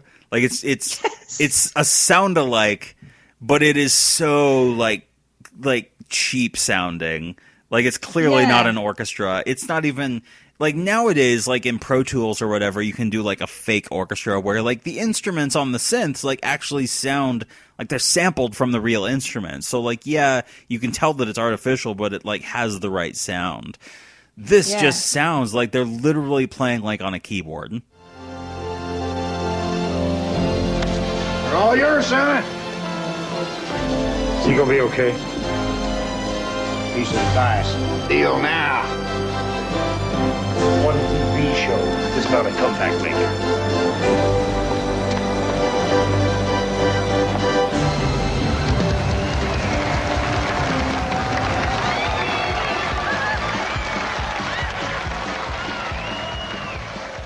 Yeah, I mean, you know those keyboards you buy kids, those little ones. Yeah. It's like they've gone out and bought one of those. It's terrible. Like, if you can't replicate it in a way that's quality, then don't use it. Use something else. Or like just like the songs in the public domain, just find a stock recording. Like that song has been recorded like probably thousands of times by different orchestras.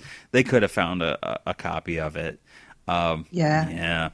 But but that would have required work and research. Parker and Baron Hilton signed that contract on the tablecloth, and that scene is, pretty close to how it's depicted in Baz Luhrmann's Elvis, not as stylishly, but I liked the touch at the end where it was kind of a funny, intentionally funny moment, not unintentionally funny, but Parker asked Diskin to take the tablecloth up to Parker's room for safekeeping, and so as Baron Hilton's sitting there, Diskin yanks the tablecloth out, leaving everything on the table, as it is. I thought that was kind of a funny touch. Yeah, that was funny. I liked that. I'm not sure if I liked the next scene, though. You cut to September 1971, and Elvis is, I guess trying to heal a woman who's laying on the table, naked, covered up with towels. And he's trying to do he's trying to do healing with his hands. And isn't he actually saying heal like that? Or is that a false memory? No. Yeah. Yeah, it happens, isn't it? I mean, I've got in my notes, I've got no words other than weird and hilarious. It is. It is absolutely hilarious. Because, even the Memphis Mafia, they're sitting there looking what the hell is this guy doing? Because I wonder, what Baz did with his movie. So do you remember that scene where Elvis had started getting death threats? And there's a scene where he's in his suite with a woman and he grabs his gun and he's sort of portrayed as losing it a little bit. So I wonder whether this is the movie's equivalent of showing that he was getting a little bit delusional, is let's just have him healing someone. And that's driven that's driven home in the next scene, because Parker comes into Elvis's suite and is complaining that Elvis has gained so much weight and his marriage is on the rocks and he's giving away all of his money, and basically saying hey, you've got an image to uphold and people are starting to notice, that you're unstable. And so as soon as Parker leaves, because obviously Elvis doesn't say anything when he's there, Elvis starts throwing a temper tantrum and basically screams that he has powers that none of them could ever dream of, and then collapses. And has to be helped up the stairs. Y'all think I'm some kind of junkie, don't you? Well, I'm not. And I can quit anytime I want. And don't forget it, Lou. Don't! Sure you can, E. Come on. I don't understand. None of you do. I got powers. I got powers none of y'all ever dreamed of! Sure you do, E. So, they're definitely driving this home as the Elvis bizarre behavior scene. And then we get kind of, again, very similar to Baz Luhrmann's Elvis, where you get sort of a quick montage of a bunch of jumpsuits, blurring into each other. Wait, hold on. I'm not sure I would define that as a montage, though.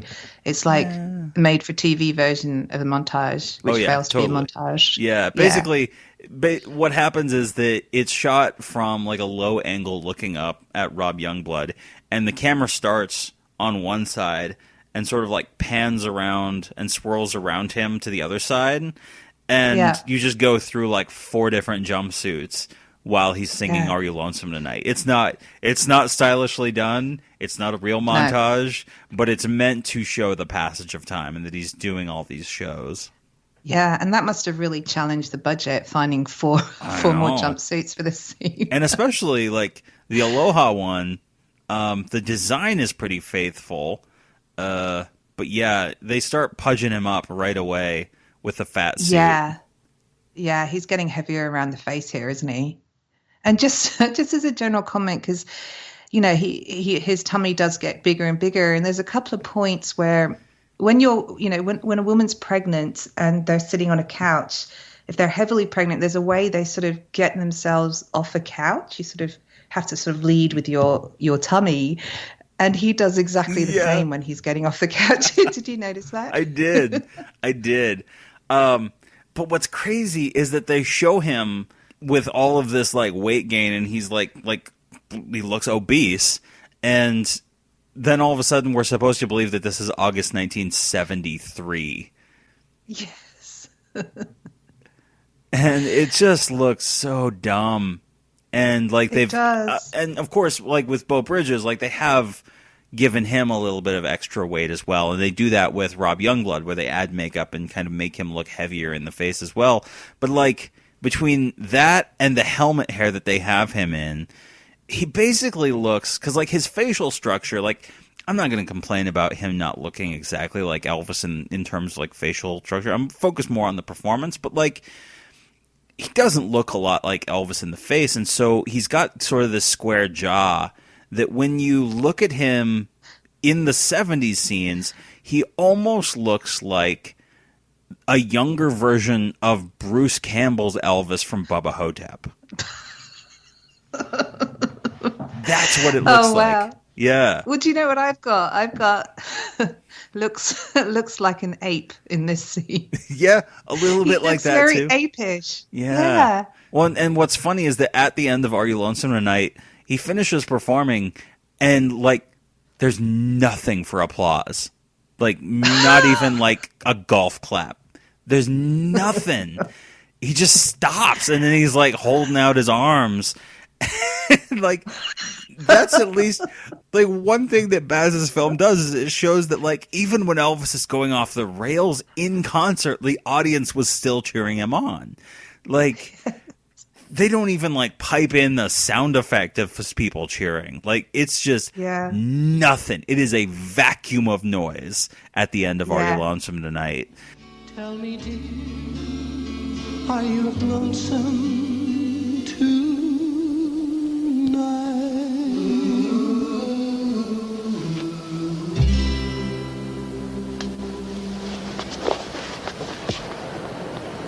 You look at the new contract yet? No, but he signed it. Praise God. Yeah, what? That Kai Fu fella called again. Tell him Elvis is touring the States. Touring? Look at him, Colonel. You got something on your mind, Mr. Daniels? I was just thinking, since it's a problem for you leaving the country, maybe I can go. What problem you talking about, boy? It's a shame there's no birth certificate. It makes it tough to get a passport. I was born in West Virginia in the U.S. of A. All I'm saying, Colonel, is now that we're back on top, let's do what we have to do to stay there. Don't let Elvis blow it. And very briefly, you see Diskin mentions, you know, maybe getting Elvis on an international tour. And Parker immediately downplays that. And this is where Diskin kind of throws it back in his face, where he's like, well, it's a problem for you leaving the country, so maybe I can go with. And Parker's like, well, what problem? I was born in West Virginia. And he's very insistent about that. So now we're an hour into this movie with not that much time left. And we're only just now really getting to the conflict that had been hinted at only once before in this entire movie. Sorry, I can't stop laughing. I know. Let's talk. What does he do? What does Elvis do when he gets out on stage while Parker and Diskin are having this conversation? He starts talking about the waiter, doesn't he? Mm-hmm. Allegedly, this happened in real life, but the Hilton fired a waiter that he was quite friendly with, and so he starts slagging off the hotel, as in, you know, Baron Hilton, and sticking up for the waiter. Yeah, and what's crazy is that like this did actually happen. Like there are recordings where you can hear Elvis talking about like how Mario the waiter got fired, and he starts like asking the audience like, oh, I'm going to throw some money in and I want you to all take up, you know, a fund for him too. And then he like puts his mic on the stand and just kind of walks off. It just sort of leaves. It's very strange. Leaves the concert in the middle of the show, goes backstage, stops at like a Culligan water, like, you know, water cooler, and like takes a little like paper cup of water and like splashes it on his face. It's such Maybe he left the stage to go find a collection hat to collect money for Mario. Yeah, maybe. But back up in Elvis's suite, Parker's chewing him out for preaching on stage. And he says, "Who do you think you are, Billy Graham?" Now, Billy Graham, of course, is an actual preacher, but this has to be an in-joke because although Billy Graham is a real preacher, I can only imagine how many times William Graham, as the director, has gotten confused with the pastor. And much to our surprise, like we've been talking about Baron Hilton, but like they actually do name drop Baron Hilton as the person who got insulted by Elvis, which surprised me because obviously Baz Luhrmann's, movie doesn't name anyone real, in terms of the hotel. Like they call it the International, but they don't even have the real Kirk Kerkorian be mentioned and name dropped. No. And they don't attach the Hilton branding at all. So that actually surprised me. Like, they're changing a lot of names, but they leave Baron Hilton in there. Interesting. Yeah, no rhyme or reason for this, really. But this is where we get into the big dramatic argument between Elvis and Parker. What did you think about this? Because this is where Elvis confronts him about the, finding out that he's an illegal alien. You turned down A Star Is Born. Well, you want to play some washed-up singer and second bill to Streisand besides? Well, instead of a lounge act in Vegas. You tour? I tour when you wanted, where you I want. go for the best deals, like always. Like Tokyo, London, Rio. There's not enough security. It's for your own protection. I'm telling you, it's dangerous. For me, or some illegal alien who can't get a passport. That's a damn lie. Then prove it! Prove it to me! Well, do you remember earlier I referred to a scene where I didn't think Rob was actually too bad?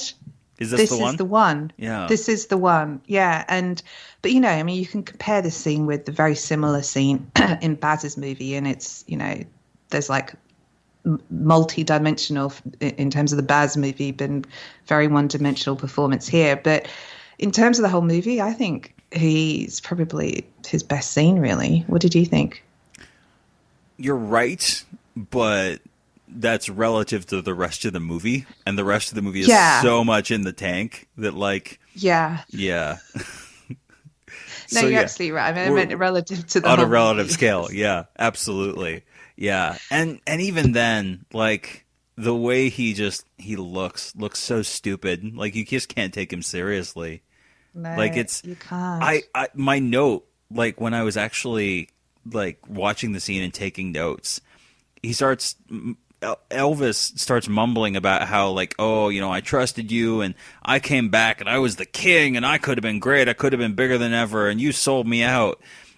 And I was giggling.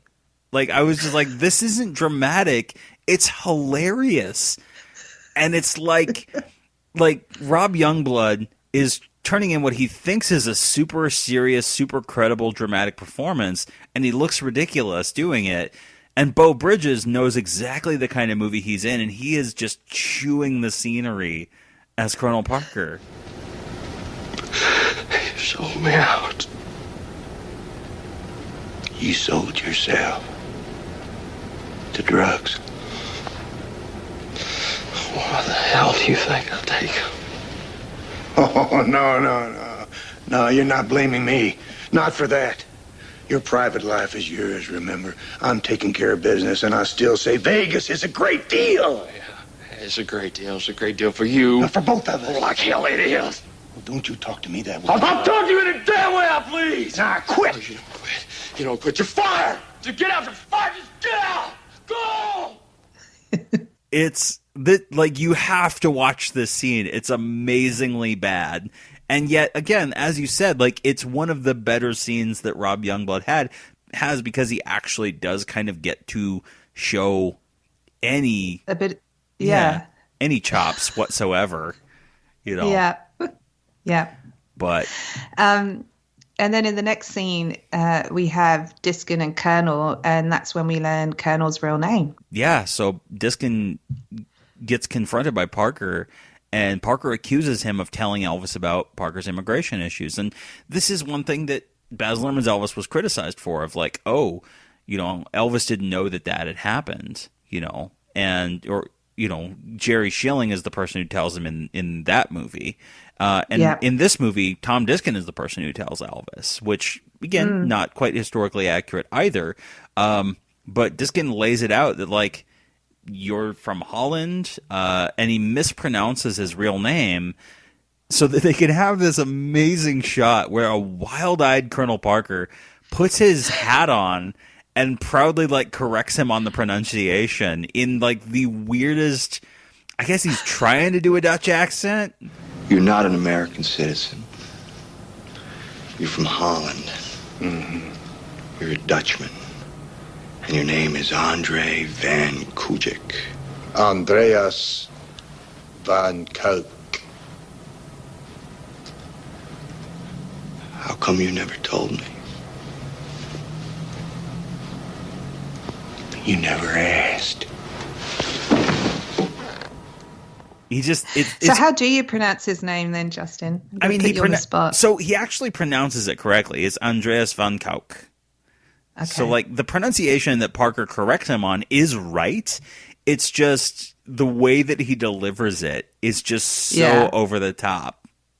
So over the top. Yeah. Like, we were talking about Tom Hanks being, like, a superhero villain, like a comic book villain. Like, this is... If Colonel Parker is a comic book villain of the caliber of, like, the Penguin, he's maybe closer to the Danny DeVito Penguin. This is like Cesar Romero Joker level, like 60s Batman level over the top. It's kind of amazing. Yeah. I agree entirely. Yeah. So then we jump ahead to September 1973, and Elvis and Vernon are having this conversation about, that Parker has asked for all of this money, and the amount that they say, because this changes from, like, movie to movie how much Parker asked for, but it's only $1 million in this movie, and Vernon is very much on the side of you should stay with the Colonel, and he's been handling all the money, and we can't afford to pay him, and the only place that I can think of to get this kind of money is staying right here in Vegas. And Elvis, to his reluctance, agrees to sort of think it over.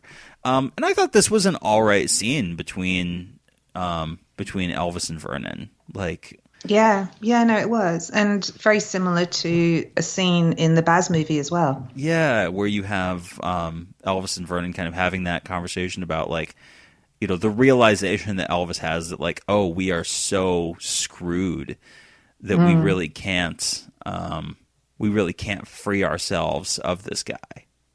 Yep. And I just want to shout out the actor who plays Vernon again. The guy, Scott Wilson is his name, and I seem to recall that I have seen him in other things before. I mean, he's sort of a character actor. That's where I remember him from. He's Herschel Green from The Walking Dead. That's why I've never he watched looked The familiar. Walking Dead. Yeah, so so there you go. Yeah, folks, if you've seen The Walking Dead, it's the guy who played Herschel Green in some of the early seasons of The Walking Dead. That's why I recognized him. But yeah, he's pretty good. Yeah. In this scene. Yeah, no, I agree. He's probably the best in the movie, probably, really. Yeah. He's probably one of the better actors in this. I mean, and Beau Bridges, I will say, like, he's like, the role is bad, but like I said, he knows what movie he's in, and he is chewing the scenery. And there's an aspect of camp that I can appreciate that he's bringing to that. Yeah. Okay. But similar to Baz Luhrmann's Elvis, we get the shot of Elvis, after Vernon leaves, looking out on what's supposed to be the Vegas Strip, clearly just some random city somewhere. There's no neon signs or anything that indicates this is actually Las Vegas whatsoever. So we see Parker answering the phone, and he goes up to see Elvis in his suite, like he's been called up, and basically Elvis is going to say, hey, we're not going to change things. And there's a bit of a discussion here that Parker has where he says that basically he implies that he covered up an overdose that had happened to a fan and that, there's no brain damage, and, the girl's mother doesn't intend to sue. As Gurdeep and I talked about, this is a story from Elvis What Happened. It was reported in that book. And they didn't really have so much of an issue. Like, Parker wasn't as really involved in that. But it is true that, like, the incident that Elvis had with this young fan, they were such big fans that they wouldn't even take money, which is what Parker says. He's like, oh, yeah, they were, they wouldn't even accept, any hush money. So, yeah, that's actually based on something true. Yep, there you go. Add that one to the list. They're truthful on all the stuff that makes Elvis look really bad. Well, that's what I was going to say. That was my next thought is, of all the stories to include, why include that one? Mm-hmm. Yeah. Like I said, it's all of the worst stereotypes about Elvis are just being reinforced by this movie. And even when Parker comes up to see Elvis in his suite, like Elvis is like laying there on the couch and he's like dozing off and like half awake, and the guys have to wake him up, and he can't even bring himself to get up off the couch. Really, until like the very, very end of the scene. And as you mentioned, like he does sort of that, he leads with the belly thing. But yeah, we have one more scene where it's effectively a continuation where Elvis is laying down in bed and Parker goes in. And this is where we get that callback to the earlier scene where Elvis had kissed Parker. I keep having this dream. And everybody's leaving me. Priscilla, Lou, Dutch.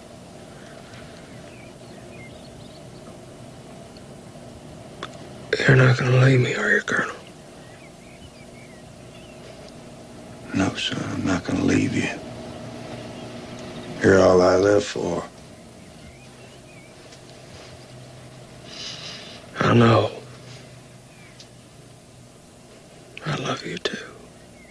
Elvis looks over at him and goes, I know, I love you too. And that the character of Elvis views like the statement of Parker saying, you're what I live for, as, saying in as much as Colonel Parker could say that, that he did care about Elvis. I thought that was an interesting way to depict that relationship. But very strange as well, considering, a couple of scenes before, Elvis fired him and was shouting about how much he hated him. Mm-hmm. Mm-hmm. But that... And then, like, suddenly...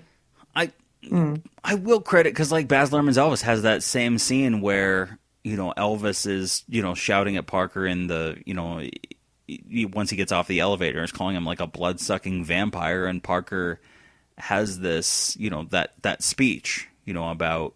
that I would miss you and your father would miss you. And he seems to be, as Tom Hanks depicts him, seems to be sincere about that. Yeah. Okay. So I'll give it a little rope here, since we let Baz and Hanks kind of have a little rope on that.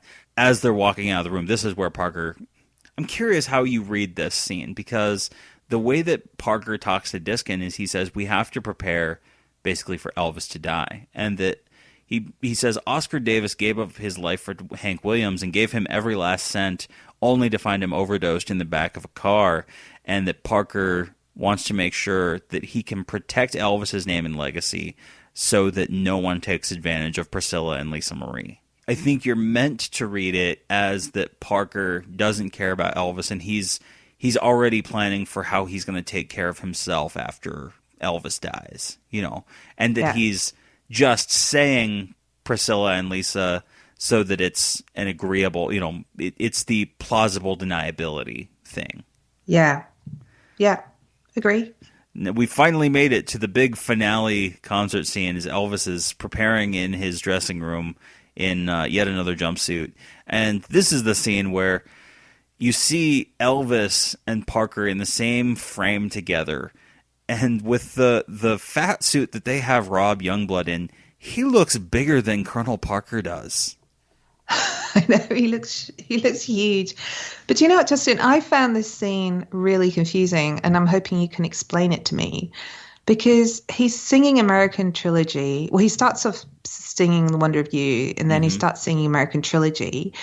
And then there's lots of sort of audience shots and then shots of, Diskin and then shots of Colonel. And I'm not clear on what they're trying to achieve with this scene. I was wondering whether it was sort of meant to be an emotional scene highlighting the power of his performance, kind of like the Unchained Melody in Baz's movie. But it's almost like it's been edited wrong, and I'm not sure what it's trying to say. Like, what's the narrative? Can you explain it to me, please? Oh, I'm going to try. I right. think that what you're supposed to view this as, because before he goes on stage, Elvis is like, talking to the spirit of Gladys, like looking up at the sky and asking for help before he downs more pills and goes out on stage. And as you mentioned, he's having problems with the lyrics of The Wonder of You. And so he starts talking about how An American Trilogy reminds him of his mom. And so he starts singing with Dixie, they skip over all my trials, and instead, in the middle of the song, he starts rambling on about missing his mom, which makes the crowd cheer. And then he pulls himself together for this grand finale of Battle Hymn of the Republic. And as you were saying, it cuts to these different shots of, like, Colonel Parker and Diskin, and it's like they're... Yeah, it's sort of like they're caught up in the spectacle of it, and it's supposed to be this grand thing like Elvis still had it, like Unchained Melody, but instead it just looks and sounds ridiculous. Yeah. Okay, so I hit the nail on the head there. Yeah. Yeah.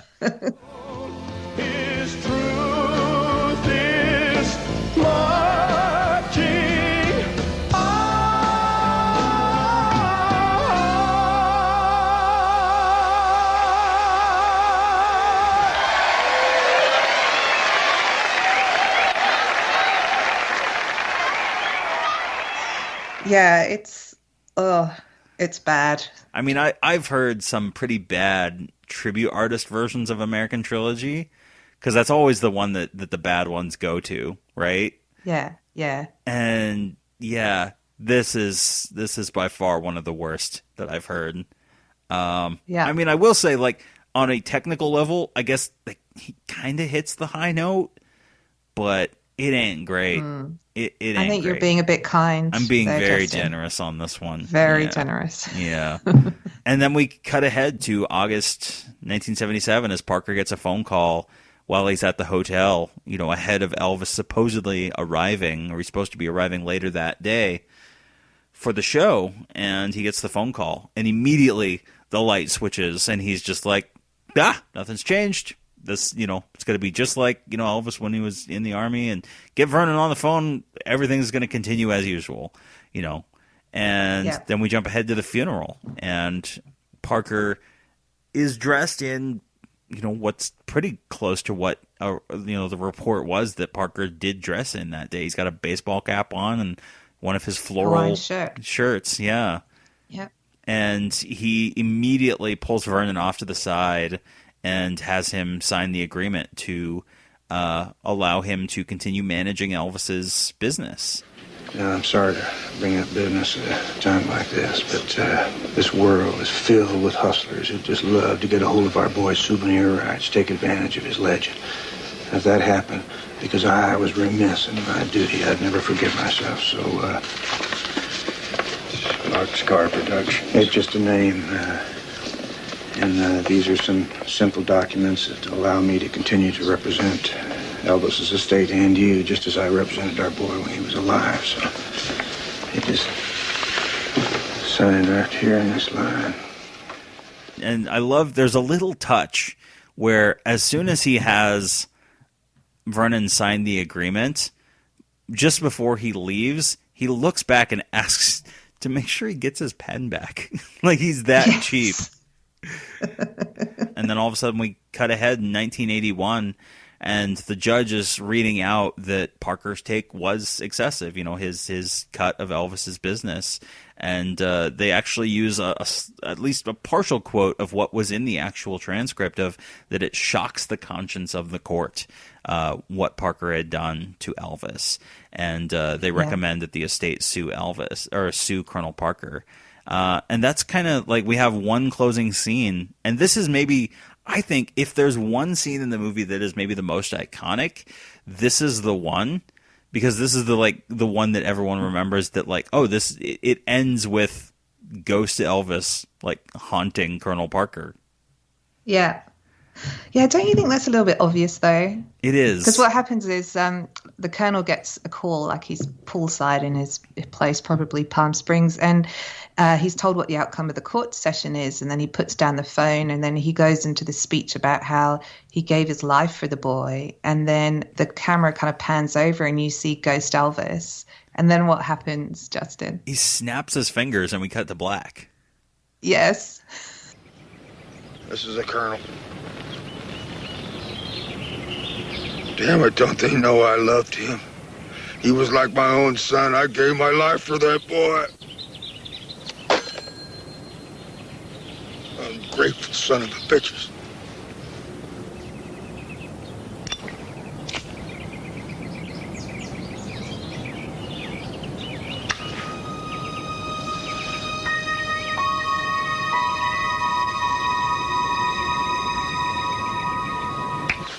It's just this real, and I can kind of appreciate it from the point of view, because this is the thing that we have to remember. Colonel Parker, at the time that this movie airs, is still alive. Oh, that's true, actually. Yeah. I didn't consider that. He would have been. I wonder if he watched it. Yeah, and so there was a review. It's that same review from the South Florida Sun Sentinel where it actually mentions, and it says, quote, Parker, since Parker is still alive, NBC must feel it's on solid ground in painting as unflattering a portrait as it does. Parker was not contacted for the film, according to its director, Billy Graham, nor was the Presley estate. Yeah, right. So they made it really kind of without consulting either party. He's still alive when this movie gets made. And this almost feels like, God, when you see Baz Luhrmann's Elvis, this is, among one of the things that would be in that character's mind at the beginning of the movie when he's going to the hospital and he's having all these media reports and, the flashes of, Colonel Parker was, such and such a guy, and he, ran Elvis ragged, and whatever that montage is at the very beginning of the movie. But this is exactly what Parker as a character would have been faced with, and in real life was faced with. He was confronted many times by people accusing him of being so disastrously bad for Elvis, and he was always very defensive about, justifying his reasoning behind what he did. Yeah, I mean, that interview I referred to earlier, he is very defensive, isn't he? When all is said and done now, was he happy with his career? Was he satisfied with his career, or was there any emptiness left? Well, I don't know, but I know one thing. When I told us to slow down, he said, I want to play more dates. So I booked more dates. I said, well, I don't think you should. And he said, well, that's what I want to do. And I quit for a while, and he was very unhappy, so we started all over again. Colonel Parker, thanks very much. Thank you. And he just passes the buck, on all of the things that, that he can. So I wanted to ask you what you thought, looking back at this movie now, because this is the first time that you've seen it, how does this stack up for you in retrospect? Now that you have seen it, after having seen Baz Luhrmann's Elvis. How does it stack up? Not very well. I think, if anything, watching this movie just makes me realize what a masterpiece, and I know that some people may think it's not a masterpiece, or how masterful Baz's movie is. Yeah. So I guess Baz's movie just makes this look really bad. And I almost wish I'd watched this before I'd seen Baz's movie, and then maybe even afterwards, and see whether I felt any differently about it. But no, I mean, I don't feel good about this at all. I think it's fair to say I won't be watching it again. I did say that, we can give it a pass for a couple of things, but you can only give so many passes, really, and it's just not a good movie, and it's really lazy. I'm trying to think of something nice to say about it. Justin, what did you think? How does it stack up for you? I mean, it was instructive because I had seen this before, and so I was familiar with it going into Baz Luhrmann's Elvis. It had been a while since I had watched it, but I had seen it. And I just remember when I watched it, the first time, my initial reaction was, I think, the typical Elvis fan of like, oh, they got so much wrong, and I was worried about, the factual details that they got wrong, that I wasn't looking at like with the big picture stuff that they were trying to depict. And now that I've seen Baz Luhrmann's Elvis, I can see there are moments in this movie that I think, they were trying to go for something that would be done better in Baz Luhrmann's Elvis, like trying to show a not wholly sympathetic perspective from Colonel Parker, but that idea that he would have a perspective to give at all, and that he, even as an unreliable narrator, would have interesting things to say, and there would be interesting things to glean from his skewed perspective. And they don't delve as much into his background as I think they even could have. There's so much more to the story that I think there's still one more good Colonel Parker movie yet to be made that really dives in to who he really was, and I just don't think that has really truly been depicted in any meaningful way. Yeah. But you know what? I mean, just picking up on what you said about how you think there's another Colonel Parker movie out there to be made. Yeah. I'm not sure I would agree with you, but what I would like to see is a really well-researched documentary on the Colonel. Maybe that's it. Unfortunately, because I think the sort of fictional fictional representation or interpretation of Colonel Tom Parker has been done twice now. But I actually want to get closer to the man. Like, even having read as much as I have done, I still can't put my finger on him. I still can't decide how I feel about him. But I just don't know if they can do that, because half the people you'd want to interview have all passed on now. I'd love to understand what he was like when he grew up in Holland, and all of that. It'd be good if someone could make that. No, you're right. I think you nail it. It's not a fictionalized depiction that really needs to be told. It is a documentary. I think that there's the true story that we have of like the various books that we have that have dug up his story. Chief among them, of course, being Elena Nash's book, but even hers has some problems. In how it pulls in, that rumor about, he killed a woman, and, maybe he killed a woman. Yeah. And I think that's a little too tabloidy. But there is a fascinating character that in real life, is way more complex than just being a villain, or being an unreliable narrator who's, says he's not the villain, but still kind of is. I think that the human being is a fascinating story that I think you can't really understand Elvis without understanding Colonel Parker. Even after watching Baz Luhrmann's Elvis, I don't think that anyone who saw that movie or even the other biopics about Elvis would be able to really tell you who Colonel Parker is. Yeah, fair point. So, I think we need a good Colonel Parker documentary. Yes, please, if there's anyone listening who makes really good documentaries. But yeah, it was fun to revisit. Just that this is one of those movies that you don't want to watch to get any like genuine enjoyment. At best, like some ironic, maybe play a drinking game or something like that. And I'm going to be waiting for my medal in the mail, Justin, for having watched this twice.